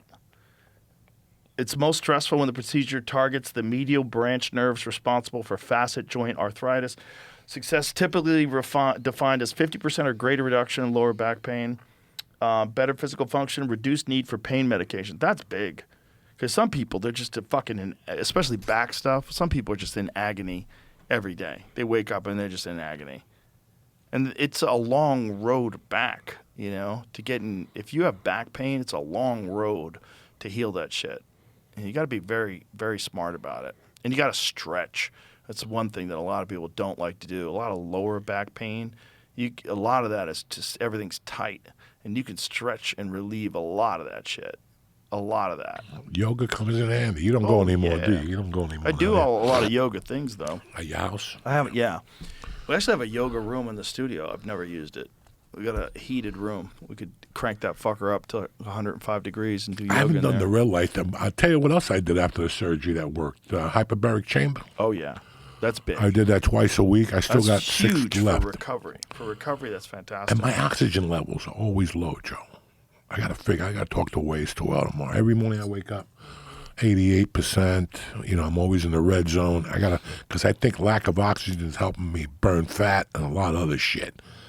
My oxygen's at 88 some days, 80-fucking-5. Why would that help you burn fat? Because you need oxygen to do everything. You need oxygen for a fucking fire. So if you have low oxygen, you burn fat? How can you recuperate? How can you fully recuperate with no oxygen in your fucking... I think. I don't fucking know. I'm not sure that's correct. But I think that the more you exercise, the more you're going to get oxygen in your system for sure. Well, the once- hyperbaric pain chamber will help, but once you're like fully healed up and you can really exercise on a regular basis, it'll get back to normal. No, because I do breath exercise every morning. That's what you have to do. You have to breathe through your nose like 10 times and then hold it, and then I take the... What do they think is causing it? The low oxygen? They don't know. They don't know? They don't know nothing. They don't know nothing. They don't want to find out nothing. But I'll take the cord and the clip that you put on your finger, and I'll put it on my ear. It gives you a better read. What's more accurate? So far, the ear for me. I learned that from an old Filipino lady in the hospital. She had all the tricks. So I do that. I test it. When I wake up in the morning, I have it. I check my blood pressure like twice a day. It's the best it's been in 20 fucking years. I think some of those Fitbits can do that shit now. Can they do that? What? Do they measure oxygen levels? So there's some of those really advanced wearable devices can measure oxygen levels too now, I think. Is that real? Or is it a Yeah, different they all device? do. They all do. That's part of the deal. They measure your heart rate variable. Like those wearables, like the wrist stuff? Yeah. Oh, really? So I'll tell you what I got in mine. I got, what the fuck, in the mornings, it tells you. What are you wearing? A A Whoop? Whoop, yeah, The within Whoop range. does that? The yeah. Whoop tests oxygen levels? No. It has respiratory rate. I got to get back on the Whoop. It's got. I used to use it all the time. heart But they've rate- gotten even better. Yeah, this one is a lot better. My heart rate's good today. My oxygen's 91 because I'm here with you. And my skin temperature is -1, so it takes all that shit. My problem with wearables is all these tattoos. So like this, oh, okay, it's reading it now. This reads my heart rate. This is a Garmin. It reads my heart rate. All right, now it's not. Like it doesn't read through the tattoos very well. I have to like move it around. To That's fucking insane. reading. Yeah, That's fucking insane. you can't read through the tattoos because the ink's in the way. Doesn't it's literally using some sort of a visual system. It's like it's light. Like if you look at the back of the watch, there's like a light back there. See? Yeah, I have the So same. that is flashing into Oh. your veins, and then it somehow or another gets information from that, and that's how it tells Yeah, you your because I have heart the rate. same thing. Yeah. So the problem is all these tattoos. I thought about like removing my tattoos just around the circle where the watch goes. Just like go get it lasered. I might do it because I don't see that anyway. I always have a watch on, and so like now it's reading. They're speaking about, burning your nerves and all that shit and that thing. I remember one year I had I still got a fungi toenail, but I had the really bad fungi toenail, and I saw a thing in Groupon for a company in Studio City that blowtorched it with heat for 6 sessions. They kill the fungus. Yeah, no, it never worked. But I went anyway. The lady would put like a mask on with fucking, and she'd look at my toe and like you would see her fucking, and as she was burning it, you could smell the fungus burning. It smells like dead fucking assholes. And she would be there, and I would ask her questions, so she'd have to pull the mask off. Take a whiff of this fucking fungi toenail. Oh, there's times I buff it out myself now because nobody will buff it out for me. Like, I can't take it to a Chinese woman. They'll lose their mind. Can't you put like anti-fungus cream I on put it or everything something? on it. It's too deep. This fungus runs deep. This is the fungus I brought back from Cuba. And it fucking pops up from time to time. I get under my tit. Like, the fungus just grows. I don't know what I have to eat. Like, some days I eat something and it backfires and I get all these fungus marks. I get all itchy and shit out of a creep. But this bitch burnt that toe for 6 weeks, and every week I would ask her more creepy questions. And she would have to take that mask off and smell that fungus. Dog, it was horrible. When she would walk out, she closed the door. Like, I was like, nope. And the thing never worked. She never burned me once, but she was serious with that blowtorch. It didn't work. No, it did nothing. I told you, the fungus is too deep. So to get rid of that, you have to do a liver test to see how strong, because the zapping is fucking hard on your body, and it's really hard on your liver. So my liver didn't cut it, so they can't zap me with that medication. Did you hear about that lady who had Alzheimer's? She couldn't talk anymore. They gave her 5 grams of psilocybin mushrooms. And she's singing opera now. All of a sudden, she came back. It's She started unbelievable. talking. They said she hadn't talked in a long time. She could remember things. I know for a fact, I got a good buddy of mine that stuttered. That was his childhood thing. Every time he smoked crack, you should have seen that motherfucker, not a strut in there. He talks to you straight. Paul Stamets, the mushroom expert? He's been on this podcast many times. No. He's a legitimate mycologist, like a scientist. He had a horrible stutter when he was a kid. Took 10 grams. Gone. Gone. It's unreal. And people will still go, nah, mushrooms are deadly. They're going to kill you. Fuck you. Isn't that crazy? You need to see the devil every once in a while in your life. And that's what people don't. They don't see the downside. Because eating those mushrooms from time to time makes you step out like THC does and makes you look at yourself and make like a judgment call on what the fuck you're doing with your life. What are you doing with your life? Are you chewing that fucking Zin and talking at the same time? Yeah, I don't know. I don't have big enough fucking gums, I guess. I don't know. It don't stay there. Yeah, it's the real problem is that it's illegal. You know what they should do with that? You know what they did with Colorado with 39% tax? Make mushrooms 100%. Tax it 100%. We'll still buy them. People will still buy them. Make it legal, tax it 100%. You know how much fucking money they would generate? And I guarantee you, well, I was going to say people wouldn't be doing more mushrooms, but they definitely would. But it'd be good for everybody. Listen, the only thing that stalls people from mushrooms is the taste. Most people put it in the grinder and then they put it in capsules and they do it that way. All different things. That should not be a hurdle in When 2026. you told me you were going to get that property a couple of years ago, which you didn't get, Mm-hmm. I thought you were going to grow mushrooms out there. Like, get somebody to set it up and Joe Rogan's mushrooms. Why? I would never do With that. your fucking recipe, like. No, that's not legal. I would Not in always Texas, get it I from, mean. it's not legal federally. That's the problem. I mean, this is part of what Trump is trying to change with this Psychedelics Act. So all that shit was made illegal in 1970. It was the Nixon administration, the Controlled Substances Act. If that hadn't happened in 1970, we would be living in a better world. Like, legitimately, we would be living in a better world. You'd have way more people having access to this stuff, way more people that could get over whatever the fuck their hurdle is, whatever problem they have, whatever it is. It's not for everybody. There's a lot of people that shouldn't do it. There's a lot of people that are schizophrenic and that they just need one mushroom trip and One push. they're gone. One and they're push. never coming back. There's a lot of people that are hanging on. They're hanging on. And one edible, one mushroom trip, one meeting with the devil, and they never come back. That's true. But those people were already fucked. That's the problem. But for the rest of us, for the rest of the world, which is like most things, like some people eat a Brazil nut, they're dead, right? Some people eat peanuts and they're dead. They have a deadly allergy to peanuts. I could eat peanuts all day long. Can you look up how many people die every year from fucking peanuts? It's quite a few. Come on. Yeah, it's quite a few. It's kind of shocking. Why? Well, here's the really crazy thing. A lot of people think it has to do with vaccines. They think this is Brett Weinstein's proposal, is that when you take that vaccine, so there's aluminum in the vaccine that's an irritant, right? And this is what fires up your immune system. And then there's the dead virus. So your body develops these Look at that. antibodies. 1 to 4 annually. It's a lot of people. Huh? It's a lot of people. No. 4 people? Four whole people. Dog, What about in the world? How many people die? It's 4 in the world because none of 220 them die anywhere else. Food allergies in general are responsible for about 100 deaths. Yeah.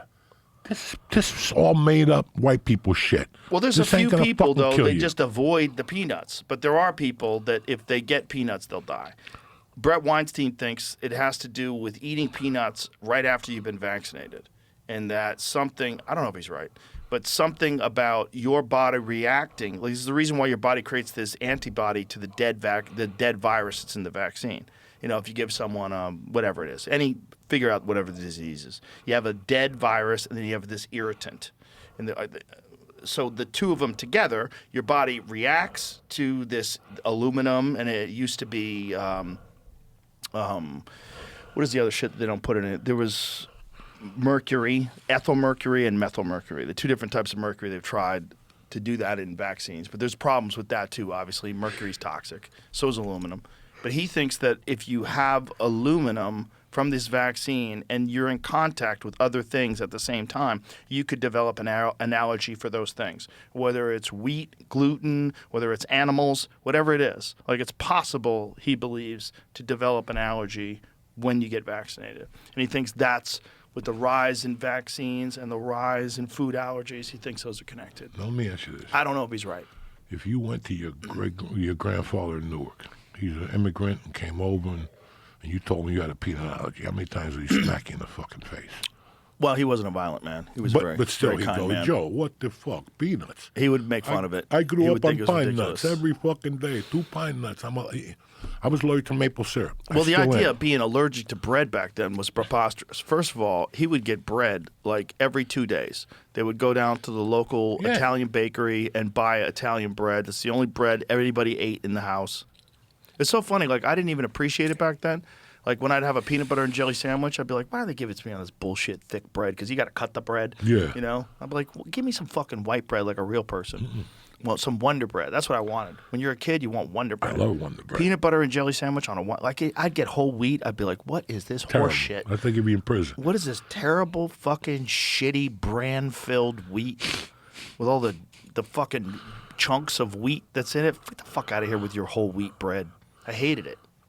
Now I love it. Now it's the only, like, If I see like regular white bread, I'm like, ugh, I'm never Let eating me ask that. you this: that bread that your grandfather was getting Yeah. in Hoboken, in Newark, yeah. 2 blocks away, they were old school Italian people. Yep. They made everything in the 70s and 60s without all the shit that's in now. I remember the bags. Yeah, White paper bags. paper bag. Yeah, and the bread fresh Italian tasted red. great. Oh, it's phenomenal. It's fucking great with a piece pasta, of butter. When you dip it in the pasta sauce. Oh, in the red sauce, you go oh fucking my crazy. God, it was so good with butter. You put butter on that bread and you dip it in that pasta sauce. Holy shit! So I had to is that stop good. eating mussels. Right. That's my favorite dish. Mussels with spicy, with had to medium. stop? Yeah, because you can eat a loaf of bread. I can't. Yeah, My body I can't know. fucking do that no more. Especially with the red sauce. Oh, you know, a loaf of bread. Oh, they'll go through the whole loaf. With the butter or the Oh, olive oil yeah. on the bread, Oh, you need my all that God, shit. talk So to I me. said, I can't eat mussels no more. I love mussels. I go to Rudy's, I get some mussels. They're big. They look like a fucking chick, look like a 6-foot woman's clit. They're that fucking big, the mussels. You think I'm kidding you? These fucking clit mussels, when I go to other restaurants, you get those little mussels, then you get a couple big ones. No. They give you 9 big chick gorilla raised fucking pussy clits. And they're huge. And they put a little sauce on it. so good. Oh, my God. It makes me go fucking. There was now I a can't Thai do- place that I used to go to in Thai? L.A. Thai food, and they had mussels and big fucking spicy mussels. They were huge. So good. Oh, Not the Thai place Eddie took me to, the one next to the fucking 10th Planet on La Brea. oh yeah. I went in there with Eddie one night, and I already hate Thai food. And Eddie told, come on, I'll buy you lunch. I'm broke. You Yeah, don't come." like Thai food? I went in there, there was ants on the wall. I'm like, what the fuck? But I like the one that you took your shoes off. They had the best shrimp pate in the country. You took your shoes off. Yeah, there's one on Sunset, right across from the comic book store. Toy? Toy. Oh, Toy Thai. Toy Thai, yeah. Oh, that place legit. Solid place. Very good place. The best place ever was, what's the place next to the Laugh Factory? Greenblatt's Deli. Greenblatt's Deli. Oh, Okay. that was a great joint. Until I tell you this story. I'm in there with Ralphie May one day, and he gets a roast beef sandwich. And he's eating the roast beef, and I could see the ants on his arm. And he opens it up, and there's ants all over the sandwich. Listen to me. Call the waiter. The waiter's still charging for half a sandwich. That's hilarious. I was like, he's like, I ain't paying shit. This motherfucker had ants on it. I didn't even eat the other one. The ants were on his fucking arm, Joe. They weren't in the sandwich. They were on They his were in the arm? sandwich, too. Oh, so it was just all over the place. They were all over the place. Greenblatt's. Greenblatt's, which I'll still eat at. I don't even think What it's year there. was that? I only ate there a few times, which is weird because it was right next door to the Laugh Factory. It was good, too. I kind of stopped going to the Laugh Factory after a certain point. It was a certain point in like the 2000s where I'm like, I think I'm done with this place.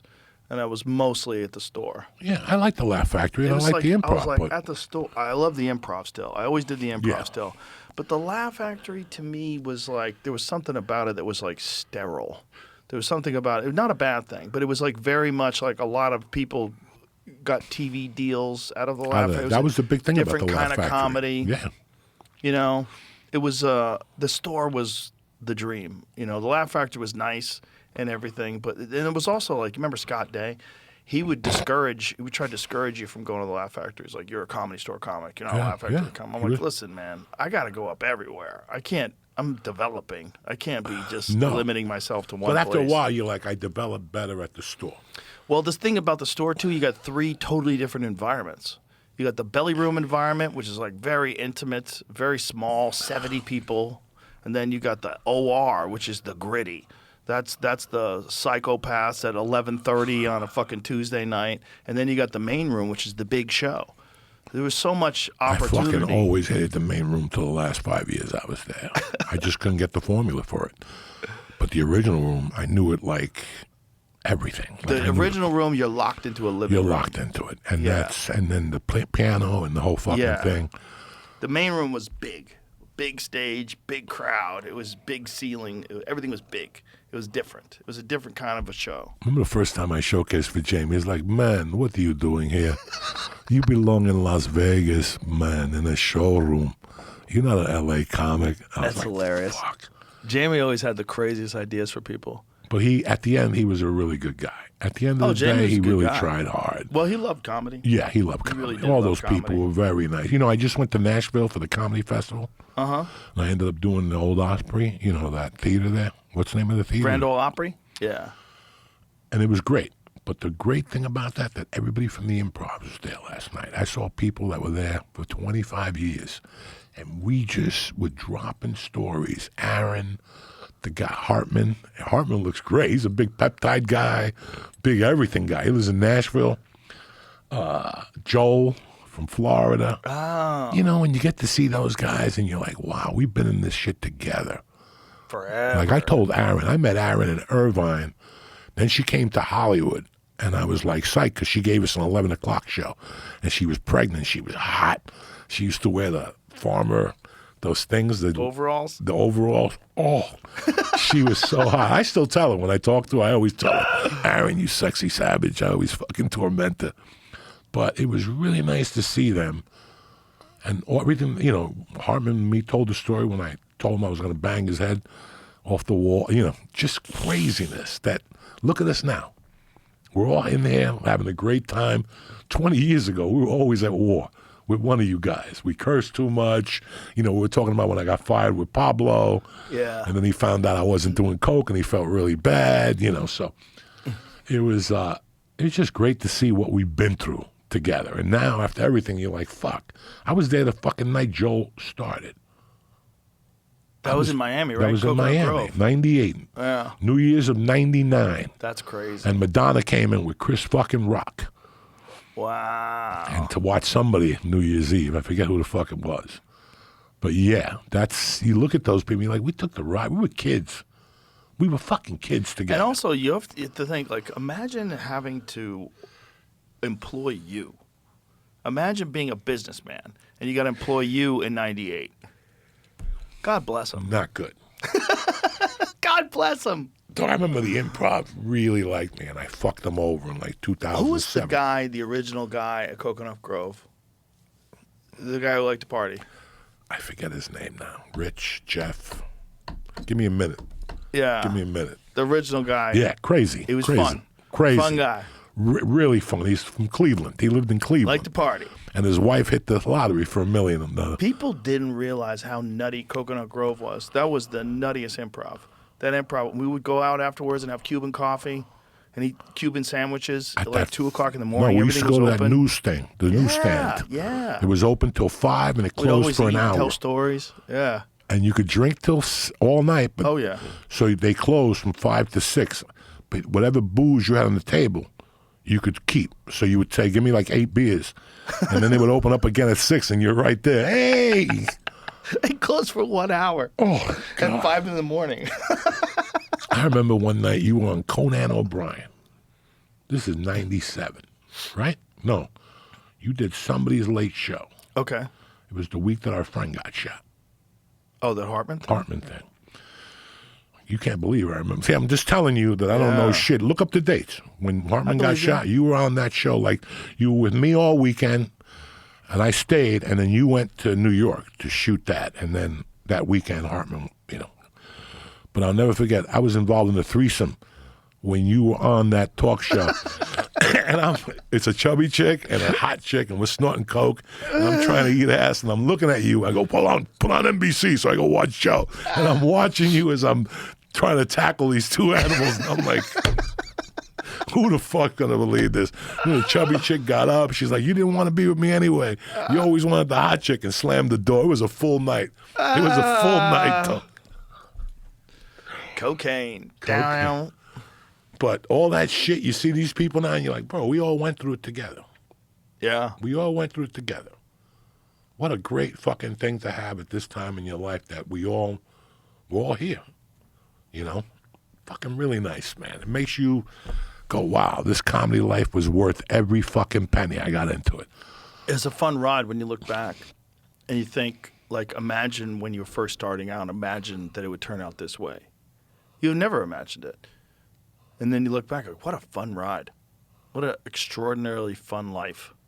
I'll never forget. And you had it pinned down from the beginning. I never even told you this. One of my friends, I got to LA like January 97, and that summer, like August. Nope. No, that's Cleveland Improv. I know it's he owned the one in Miami too. Oh, no, it was the manager. Oh. No worries, They're though. probably friends. Thank you, though. Sorry. What are we talking about? Something pinned down. manager. Who the fuck knows? We were talking about, never imagining that looking back on this life, like when you first started, you would never imagine it would turn out this way. You said something about me once that was right. Like, I wasn't on the podcast, but you were talking to somebody. You're like, I remember when that guy first came on the scene. He was scary. He had a leather jacket and all this shit, and he was buck wild. You know, I just get to L.A., and I do a couple spots. The guys at my first talent coordinator at the Improv said to me, hey, would you like to work Irvine? And I go, yeah. He goes, I got an MC spot. Go do it next week. My first time ever. I go down there, and I had a crazy girlfriend then with all the teeth. Oh, yeah. And this motherfucking head chef comes up to me and her, and he goes, hey, she's got the same mouth as Gina Davis, the nice cocksucker mouth. That was my first weekend ever. And at first, I took it kind of weird. And then after the show, I went up to him, and I go, hey, man, what the fuck do you think you are, saying something like that? He goes, what are you doing? If you go at me, you'll never work on improv again. I just kicked him in the fucking stomach as hard as I could. They called me the next day. Joey, come on, man. I kicked him. The guy fell apart. All of a sudden, he wasn't a tough guy no more. I was just so pissed. How can you say that to somebody's fucking girlfriend, to her face? I just fucking front kicked him, and I hit him somewhere in the stomach. He was holding on. I'm calling Hartman. Call fucking Hartman. I don't give a fuck. I remember getting in the car going, Joey, you can't let the old Joey get in the way, man. This is not good. You should have just walked away. But no, why would I walk away? Fuck that shit. That was the problem. A lot of people would walk away from that shit, and you just lost. You just became a Hollywood asshole. When you say fuck you, they'll respect you fucking more a year later. And they did. They ended up giving me more work. So Was that guy still there when you went back? no, he was like a cute cook that thought he was cute. Like Orange County, he wasn't going to get smacked. I don't give a fuck who you are. I fucking kicked that motherfucker. I didn't give a fuck, Jack. I was so buck wild at the store in the beginning when I hit the kid in the head with the microphone. And then they came and got me in La Jolla, and I took the pool. Remember they had that pool table in La Jolla, they had a bumper pool table in La Jolla. Right. So these guys kept threatening me that they were going to come get me. So I became fucking Chuck Norris and Code of Silence. I took all the pool balls and I put them in different places, so I had to throw them at him as a weapon. And then I hit all the fucking pool cues. You ever see Code of Silence? Then Seagal stole it from him in that fucking Bobby Lupo movie. But that was Chuck Norris when he would fill a bag with pool cues and hit you in the head with it and shit. Balls, yeah. In the pool hall with the Colombians. Doug, and that motherfucker, I saw them. I was sitting outside the La Jolla store. Remember they had that little bench facing the Chinese restaurant. You don't even remember La Jolla no more. And I saw them at the light, and they made the turn, and I took one of those balls, and I kept it right here, and they pulled up and took water pistols out. And I fucking took that ball and threw it with everything I had, and it hit their car, and all of a sudden the fucking car went, boom. These motherfuckers took off, Jack.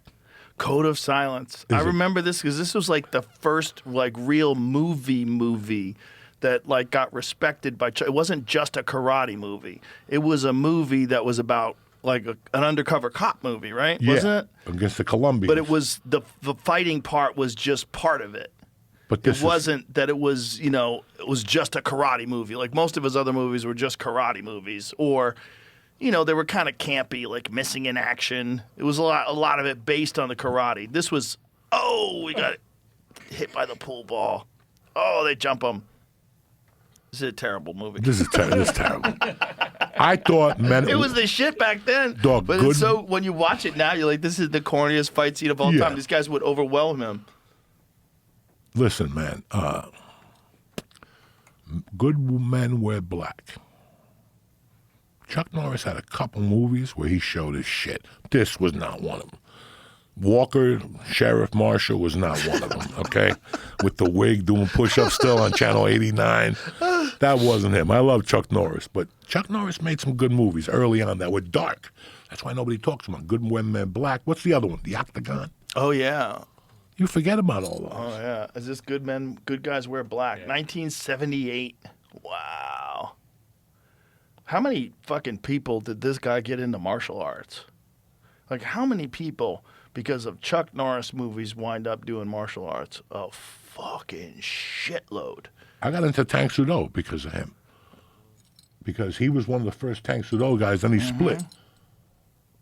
He made his own thing or whatever the fuck. It's kind of amazing when you think about how many karate guys didn't make it. Like, how many guys didn't become karate movie stars, and Chuck Norris did. Like, how many of them were there? How many karate guys wanted to be movie stars and couldn't figure it out, and he did? Dog, I saw every martial arts film made in the 70s. Even with the black exploitation, the movie was called Three the Hard Way. Jim Brown, Jim Kelly, and the other really good People black-looking forget about dude. Jim Kelly. Jim Kelly was trying to break into that thing. There was a lot he of did guys. a bunch of movies. And then after Bruce Lee died, the whole thing opened up. You had Jet Li, Jet Li, Bruce Lee. Bruce Remember? Lee. You had all these fucking Bruces, and that was the end of it. But I was notorious. I went to see all those fucking movies growing up. Billy Jack. You don't remember Billy I Jack? remember Billy Jack. The Indian? Oh, yeah, I remember. I remember the black hat. I remember the whole gonna deal. put I'm going to this put this foot on that side of your face. all There's that not shit. a damn thing you can Billy, do they about even it. had a white Mormon dude be a martial. Everybody, Chinese, black, everybody played fucking kung fu. Everybody. And that movie, Code of Silence, is Dennis Farina's, one of his first movies. He says, really? Yeah, he's his sidekick in that movie. Ah. Fucking, you just, people forget how many kung fu movies or martial art based movies they actually made in the 70s. Fucking unreal. Oh, yeah, unreal. And the shit that was getting sent here from China, it's like kid porn. They were just sending it every weekend. Fucking Chinese people beating up on Chinese people, jumping. Remember the more they got older, like by 70s, Bruce died in 73. By 76, there was movies that the guy had like a thing of gold. It weighed like 2 tons, and he would throw it up a hill and then jump and catch it on top of the hill. Come on, now you lost me. The one-armed swordsman, you lost me. The guy's got one arm and he's Some dudes love those kung fu movies. They were completely ridiculous. And forget about black people. Recreate, when people talk about Bruce Lee, it was a sensational cultural fucking phenomenon when he came. And the people think about all the people he opened up to martial art movies and martial arts in general. I mean, Chuck Norris was the second half of it. Bruce was the first, Chuck Norris was the second, and I hate to admit it, UFC is the third big wave of that. Nobody goes to karate no more. Okay? How many karate schools you got? It's for kids 10, they make them hit a paper. They're going to jiu-jitsu schools now. They're going to all MMA different schools. So it's changed. The culture has changed. In 73, everybody went to Wing Chun Kung Fu. Yep. You taught judo, you became a Wing Chun dude now because you weren't going to make no money off judo. Nobody was doing judo back then. You had to go to Brooklyn to get Savat classes. Remember Savat? Yeah. The French. Yeah. You had to go to Brooklyn. In those days, New York had everything. But then when, our friend, the one who does the MMA podcast with you, Matt Serra, when Matt Serra got into jiu-jitsu, he would have to go from Long Island all the way to, close to Philadelphia. It'd be 3 hours on Sundays. Jiu-jitsu wasn't everywhere yet. When he got into it, he would have to travel. I think he told the story on one of these podcasts. He would have to drive to Jersey just on Sundays. They just did jiu-jitsu on Sundays because that's all that was available. Now you got a jiu-jitsu school on every fucking corner. And who's that because of? That's because of the UFC, man. It just blew it the fuck right open. So, who knows? I may be wrong. No, I think you're right. For sure, the UFC opened up Brazilian Jiu-Jitsu. Hoist Gracie winning the first UFCs, that opened up Brazilian Jiu-Jitsu all over the country. Saying, what the fuck is this? It was a completely new... there was no Brazilian Jiu-Jitsu in America. You never even talked about it. I did martial arts my whole life. I've never even heard of it. You heard of it, but... I don't even know if I did. It was so far off to you. I barely even paid attention to it. It was like, it could have been anything. And then all of a sudden the UFC came along and it's like, oh my God, that's the thing that everybody needs to learn.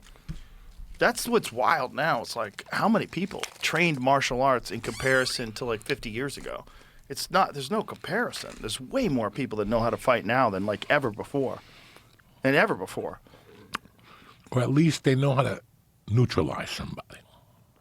Well, a lot of people are training now. That's what they're doing. Way more people schools learn now. to neutralize people. Anybody who studies jiu-jitsu ain't going to bully you. Okay, they're going to neutralize you on the street. What are you going to do, break your fucking shoulder on the street? They're trying to neutralize you. Hold you down. Hey, take a breath. Relax. Don't swing at me because I'll break this fucking arm. Relax. Did you ever see the video of Matt Serra? I think it was in Atlantic City. And it might have been Vegas. Somewhere in a casino. Some drunk guy is causing problems. and Matt winds up taking him down and mounting him until the cops come. He's just holding on to the guy. He's just sitting on the guy, holding on. There it is. The guy's swinging. Look at Matt. Like, you've got a literal Brazilian Jiu-Jitsu world champion, and he's just mounting you, laughing. Like, you think about picking on the wrong guy. He's just holding on. I mean, the guy's completely helpless. I don't remember the whole story behind this. Look at the security guard coming. I was like, relax, I got this Now, guy. you and I both know Matt could knee him, kick him in the face, Oh, and get up and kill him. leave. He could literally This is kill what him. I'm telling you. The jiu-jitsu, that atmosphere doesn't teach you to do that. It just holds you down going, hey. Well, he's nothing to prove. You know, he's No, nothing to prove. catch your breath, bro. He's laughing. He's Catch a your breath. world champion. Yeah. I mean, I don't know if he had been the UFC champion by that time, but, you know. What are you Matt going to do, was come over somebody on the street and break their shoulder? Now you have to Yeah, live. you're going to go to jail. Yeah, you're going to go to get jail. Sued. You lose So everything. I know jiu-jitsu people take you down like if they're bouncers. Yeah. They just neutralize you. It was the night before his Hall of Fame induction to the UFC. 2018. Okay, so that's way past the Yeah. time that he won the title. Yeah, that's hilarious. That's very funny. That poor guy. Imagine like knowing that guy could have killed you, and he was just so nice. All he did was hold your wrists and sit on your chest for a little and while. look at him. He looked like he was on a boat having a good time. He's like, hey, somebody get me a water or something. The guy's literally helpless. He has no fear whatsoever of that guy hurting him. You know, it's like a child. It's like your little child's having a temper tantrum. Like, come on, it's Matt Serra. It's funny. There's so many dummies out there. This is part of the problem in this world. It's hard to get your shit together. So many people just stumble through life just never getting their shit together. I was talking to my friend last night. She has like a cooking show on YouTube. She goes, I had to stop doing it, Joey. She goes, my mother would watch, and these people would say, like the weirdest, like, you know, everything, show me your tits, show me your pussy, you can't cook, bitch. And you're like, you know, how much longer am I going to take this shit for? People are so horrible. They're fucking horrible on the internet. You know, she's a young girl looking good. She's like, Joey, I had to cancel the fucking thing. She was doing like a workout, a cooking thing. She goes, now I just play with my cats. That's it. And people love cats. She goes, that's it. But it's impossible. The shit There's you'll take so from many people. animals out there. And they're out there and they don't give a fuck and they say shit.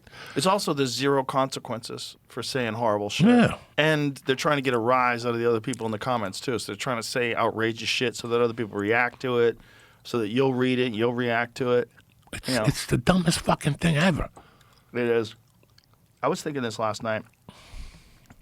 It's kind of a crazy thought, but you know, everyone is addicted right now to social media and addicted to going online and just addicted to content. You're constantly getting content. You're constantly interacting with your phone. And this is a very new thing, right? It's within the last 20 years this has happened to people. This is like prepping us for what's coming next. We're going to look back on these days and we're going to realize, oh, the addictions to the phones, the addictions to staring at the screens and checking your email and looking at YouTube and looking at Instagram and looking at Twitter, that's just preparing you for you being completely connected to electronics forever. This is like the early stages of it. I was thinking about it last night while I was watching this television show. I'm watching this crazy show. It's called From. Have you seen this show? No. It's nuts. By the guys who made Lost. One of the dudes that's in Lost is the main star of it. It's a fucking great show. Like, really good show. Like, very unpredictable, twisted, just like Lost. Like, crazy show. About these people stuck in this town. They can't get out. It's impossible to get out. But I was thinking while I was watching this, I was like, why is everyone... Because no one has a phone there, and everyone's just locked into this place. And I was like, your phone is preparing you. The addiction to our phones are preparing us to the next stage of what life is going to be like as a person. This is just the gate. The phones are the gate. But what's coming next, you're going to reminisce about the days of the phone. Oh, you remember when we had phones? We had to look things up. You had a little thing. You got to charge it. Remember when you had to charge it? That's how we're going to be. We're moving into some weird new area. They're building these fucking data centers everywhere. And everyone's like, oh, the data center. Well, great. Like, what is that? What are you doing? Why are you building these things that need to be powered by nuclear reactors? Why are you building these things that are sucking up all the fucking water? Why are they putting these things out in the middle of the desert? Biggest fucking 5 football fields, huge fucking giant buildings filled with computers. Like, what the fuck are we doing? And the gates is this goddamn phone. This phone is the gate. We're opening up the door to And us it's being killing kids. And I'm completely going to tell you integrated. why. My daughter can't watch a whole movie. They have no attention span. 40 minutes in, she has to leave, and then she'll start it from the next day. I had to watch Scarface, though.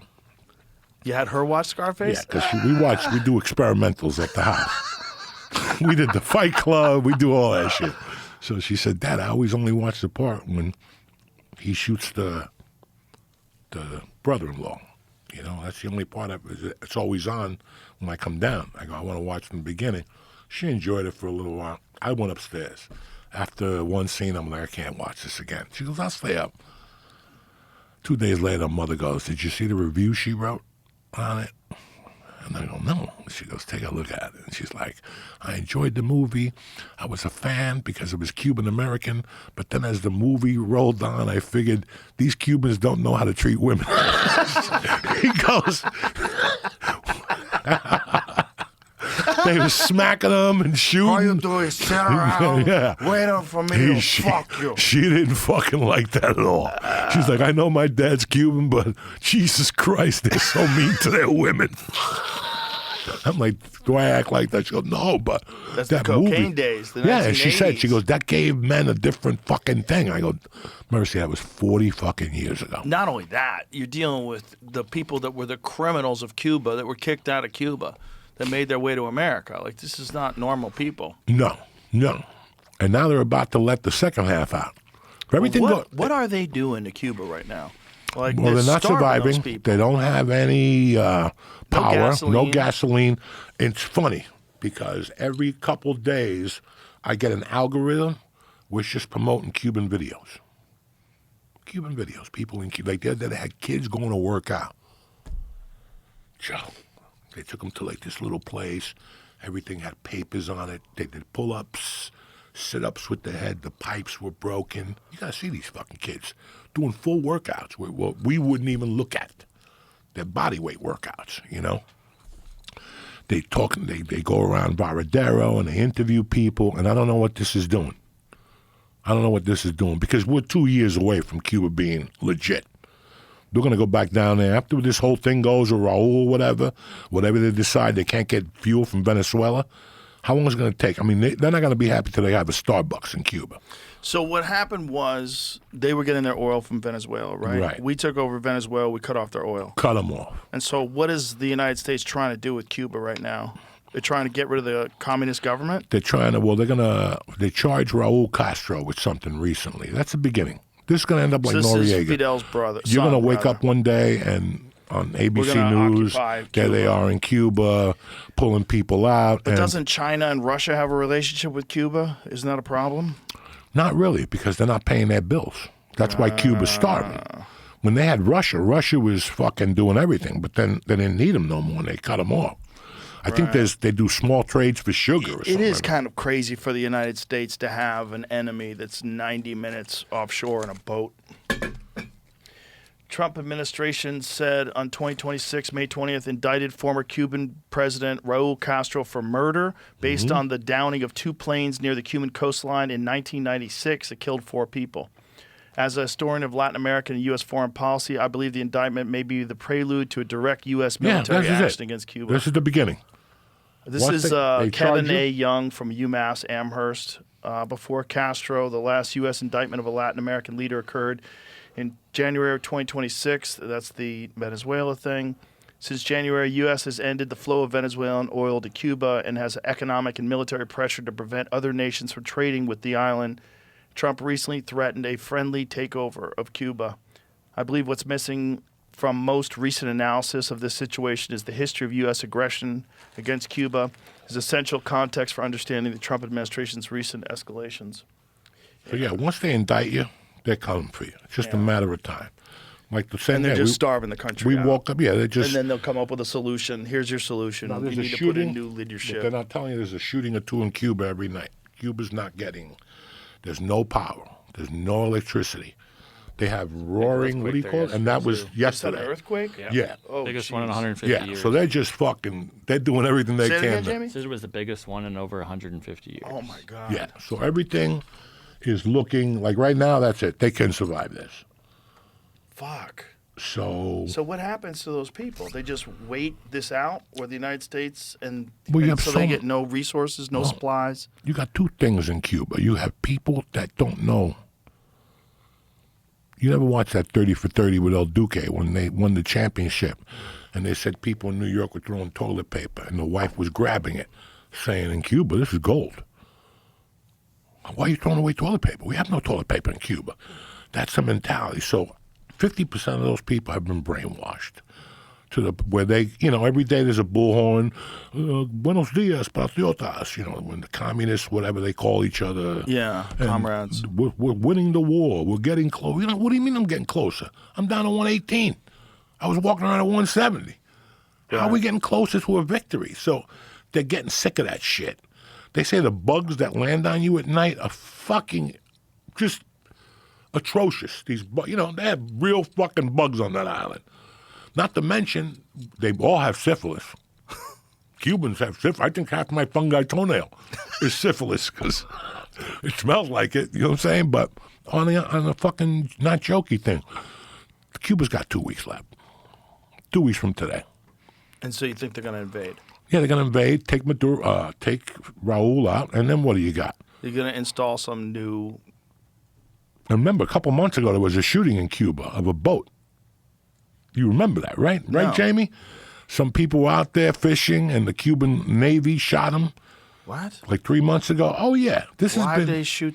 I don't know. They were investigating it. Cuba hands out weapons to citizens and tell them prepare for an invasion. Holy fuck. Holy fuck. That's June 7th. That's Yesterday. Sunday. Sunday. So, Holy yeah, we're 2 weeks fuck. away, brother. They're distributing weapons to citizens in fear of a U.S. invasion.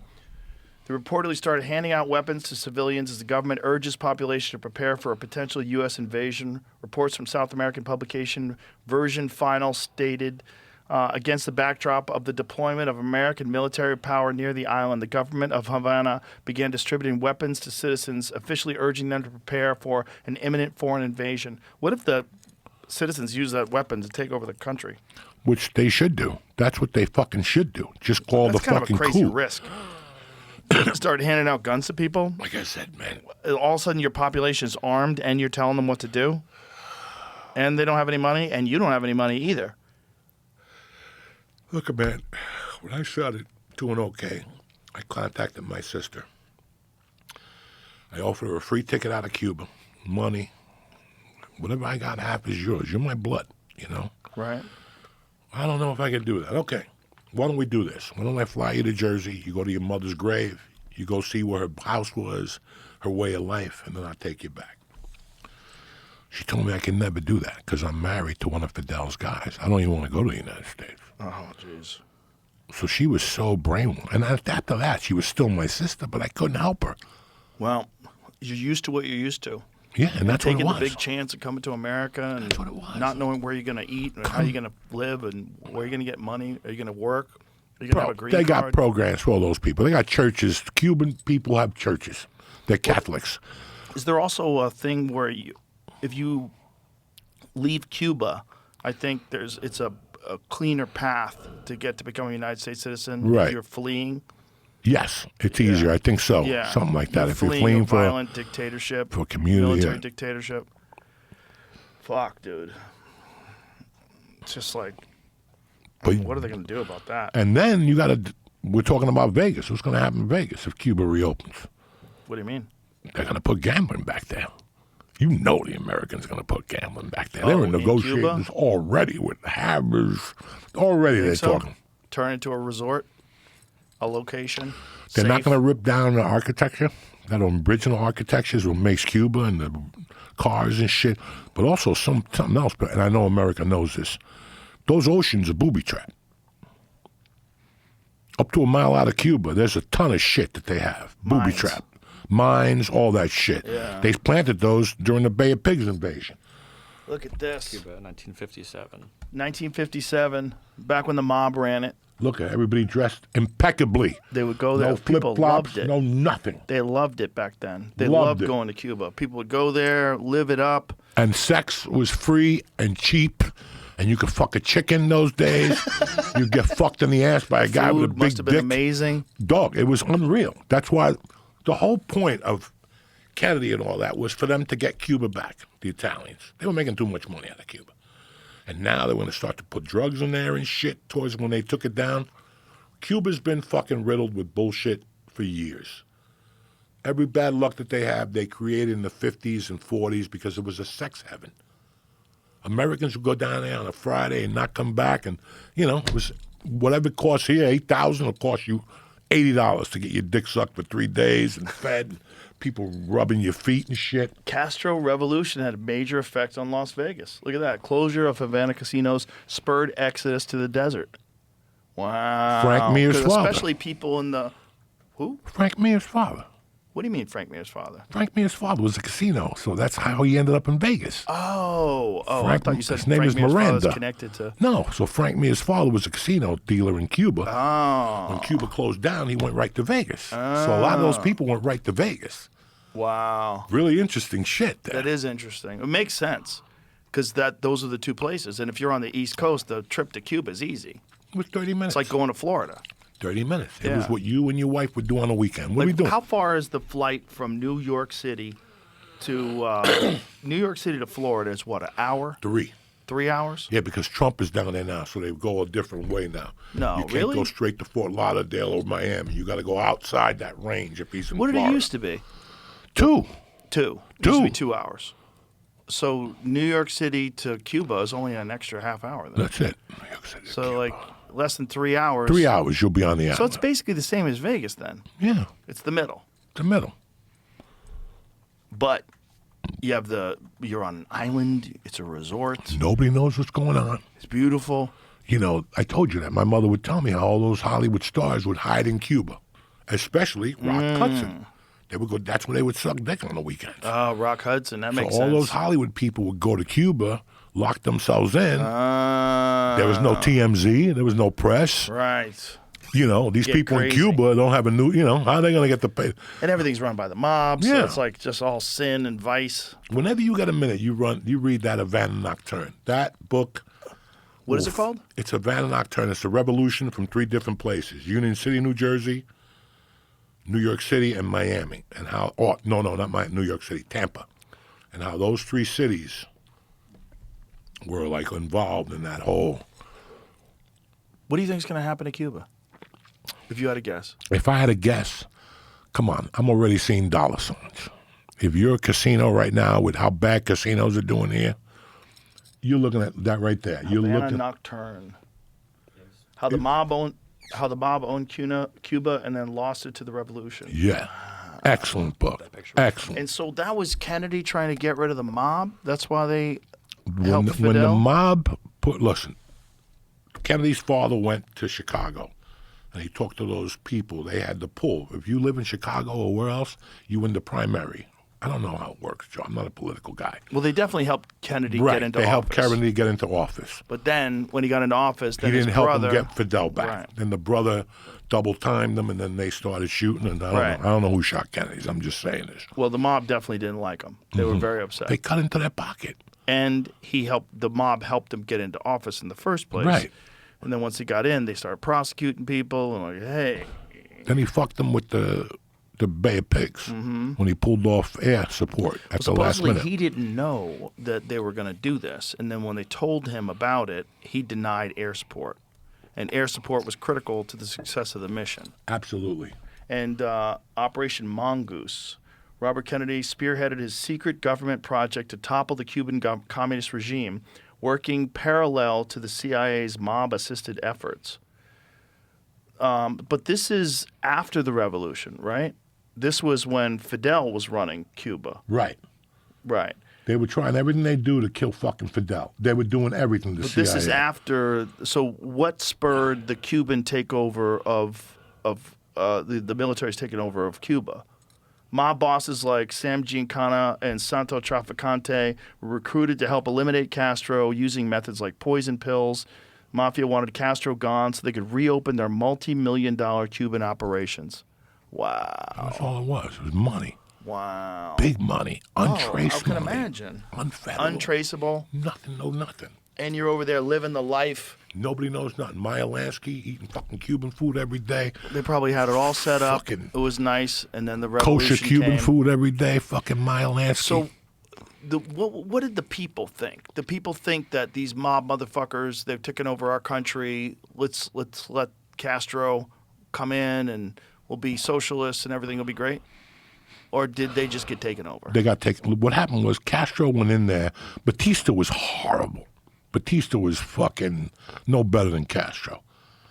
So when Castro took over, it was to take over Batista and make Cuba, blah, blah, blah. But in the conglomeration, he became a communist somewhere along the line. And then when he took over Cuba, that's when he shut the casinos down. He destroyed the fucking casinos, you know. And then the Italians got mad. They all came back. And then they thought it was going to be temporary. Like, this is going to be temporary. We'll clean over this. So for years, Italians were just watching the news, waiting for somebody to kill fucking Castro. It was the Italians. And then when they thought that the United States was going to go in there and invade, like, oh, good, we're all set. I wish there was more film from those days so people could see. Like, my mother explained things to me. I wish she was still alive because I could. Like, she said that Italian food was different in Cuba. She goes, first of all, the pizzas had lobster on them and shrimp already back then in the 50s. They were making, because she didn't like the pizza in the United States. She goes, not the same. They put fresh shrimp from the fucking ocean, lobster, fucking all these other things. They got these pies now in New York. I'm scared to try them. I can't. They put calamari on the pizza. How fat can you get? How fucking fat do you want to be? You go to these pizza places in Jersey, dog, it's like ziti, a pound of ziti on a slice of pizza. There's pizza places in Jersey that are just going off. And the sandwich places in Jersey. Oh, your Jesus. boy's going off. No, Oh, Giovanni, but that's White Plains. He's That's in so. White Plains. That's phenomenal. I've been There's doing a little nothing tour. like Italian delis on the East Coast. There's nothing like That it. smell, like that cheese when Yeah. you walk in and the fucking olives and shit. Oh, it's insane. Unbelievable. Yeah, it's Unbelievable. insane. There's too much pizza. Like, just too much. You know, it's funny. When I moved there, I'm scared to gain weight, the pizza. I eat one slice a week. Maybe. Since I had the knee surgery, I've been doing the podcast at the house. So I've been ordering pizza from this one place, and my buddies go crazy. That's the best pizza we've ever had. It's thin, sweet red sauce. Oh, yeah. Extra cheese, you burn it. It's fucking thin. Oh, my God. And the sweet red sauce, God. They know how to make pizza on the East Coast. And they try out here. They do a pretty good job out here, They but try. it's just not the It's same. missing something. They Same don't. as the sandwiches. There's some good Italian sandwiches out here. They're pretty good, but they can't fuck with, like, Giovanni's place. Bro, Giovanni sent me 2 shipments that were. He's the best. I had to give half of it away. I'm like, I know. Giovanni, He it's sends you so much. fucking salamis and fucking Salamis and dried cheese. salami. The cheese is incredible, right? Oh, and the cookies. His Oh, yeah. fucking Oh, cookies. fuck are you the up with fucking those die cookies. for, bro. Yeah. You know, and that's everywhere. Like, I just stopped Yeah. fucking around. Like, Well, when I go to the East Coast, I just assume I'm going to eat terrible. I got to take you to this place. Which place? You took me to El Nido. That was phenomenal. El Nido now is Covo Steakhouse. Whatever. But It's a steakhouse now? yeah. Is it but great? They fucked me up a couple weeks ago. I went in there 5 to 9. I've been there 3 weeks in a row with big party, and then my wife once, and then a friend once. I go in there one day at 5 to 9. Like, let me get a 14 ounce with a fucking beer, and they're like, we're closed. There ain't nobody in here. You can't make another steak? No, we're closed. It's not even 9. No reason to go Wow. back. That's a bummer. I was. That's people wanting to go home. Yeah, I don't give a fuck. It's a steak. You guys are. There's nobody in here. Right. The bar is cute in there. Nobody's ever in there. They got a male bartender. They got a blonde with big tits. You see this place packed the fuck up. You got a little Spanish guy that's a great guy. But Yeah. But I go to this place now. They had it on the special 3 weeks ago. You ready? Stuffed shells with lobster meat. Ooh. Out of the caught inside. And he gives you 5 of them in a tray. Oh, Joe. What's this place called? Osteria. Where's it at? Marlboro. This is my spot. Yeah. I go there because the dude will do whatever I ask him to do. Like, he has a menu, but then he'll go, Joey, have you tasted my Italian fried rice? You're like, what are you talking about, Italian fried rice? And he makes risotto with lobster and shrimp, or fried rice. So he's going to add it. He's got a new restaurant opening. So he lets me sample everything. He makes a cheesesteak to die for with the bread with the seeds on it. Oh, yeah. The semolina bread. Yeah. Oh, my God. Osteria. There it is. Oh, that looks good. Yeah, there's nothing like East Coast Italian food. Nothing even compares. No, Steve and Angelo in there. Bro, they don't fuck around. All right, let's wrap this bitch up. Bro, thank you for having me. My pleasure. I love you. When It's are you great leaving to town? see you. Thursday. I'm Beautiful. around all week. All right. But I'm in Beautiful. Atlantic City, 7th and 8th at Oceans Casino, White People Casino. July 7th and 8th. No, August. August 7th and 8th. Okay. Chicago got announced. November 5th. But What's the website for people to go to find out I details? got no fucking website. You don't have a website? JoeyDiaz.com or net. Is that real? I don't know anymore. All right, well, they'll find you. They'll find you. So one more time, where's the casino? Oceans Casino in Atlantic City, New Jersey, the 7th and 8th. Tremendous. Beautiful. All right. I think the governor's coming. The governor? Yeah, Really? Mikey Sherrill. I don't even like her, but I do like Mikey Sherrill. I do like Mikey Sherrill because she's a Democrat. You're not supposed to like her, but it's funny. I went to a restaurant. Some guy's like, hey, man, life would have been so much better with Jack Ciattarelli. I go, I know, but he lost by 400,000 fucking votes. He tried to, a Republican in Jersey. That's never going to fucking work. They've been Democrats since Jesus showed up. So, 400,000 votes, bro. That's a lot. I'd be in my house with the windows fucking like Sonny Black and Donnie Brasco with the windows, the shades drawn for a year. 400,000 Did fucking you see that votes. podcast I did with Joe Pistone? Yes, very good. Crazy. He was very good on it. He was amazing. He's a good dude, too. He's a good really white good guy. fucking savage. What a crazy life. The real Donnie Brasco. I mean, he really fucking lived like that. And he infiltrated the Bananos. Yeah, deep. They never And they recovered loved from him. them. They even Oh, loved they him loved him. after he fucking came out and they found out he was a cop. They're like, oh, you were better than me. That's like one of the guys said that to him. Hey, you won. You beat me. Wow. Nuts. All right. I love you, brother. I love you, Thank too. you very much. We're going to have fun tonight. All right. Bye, everybody.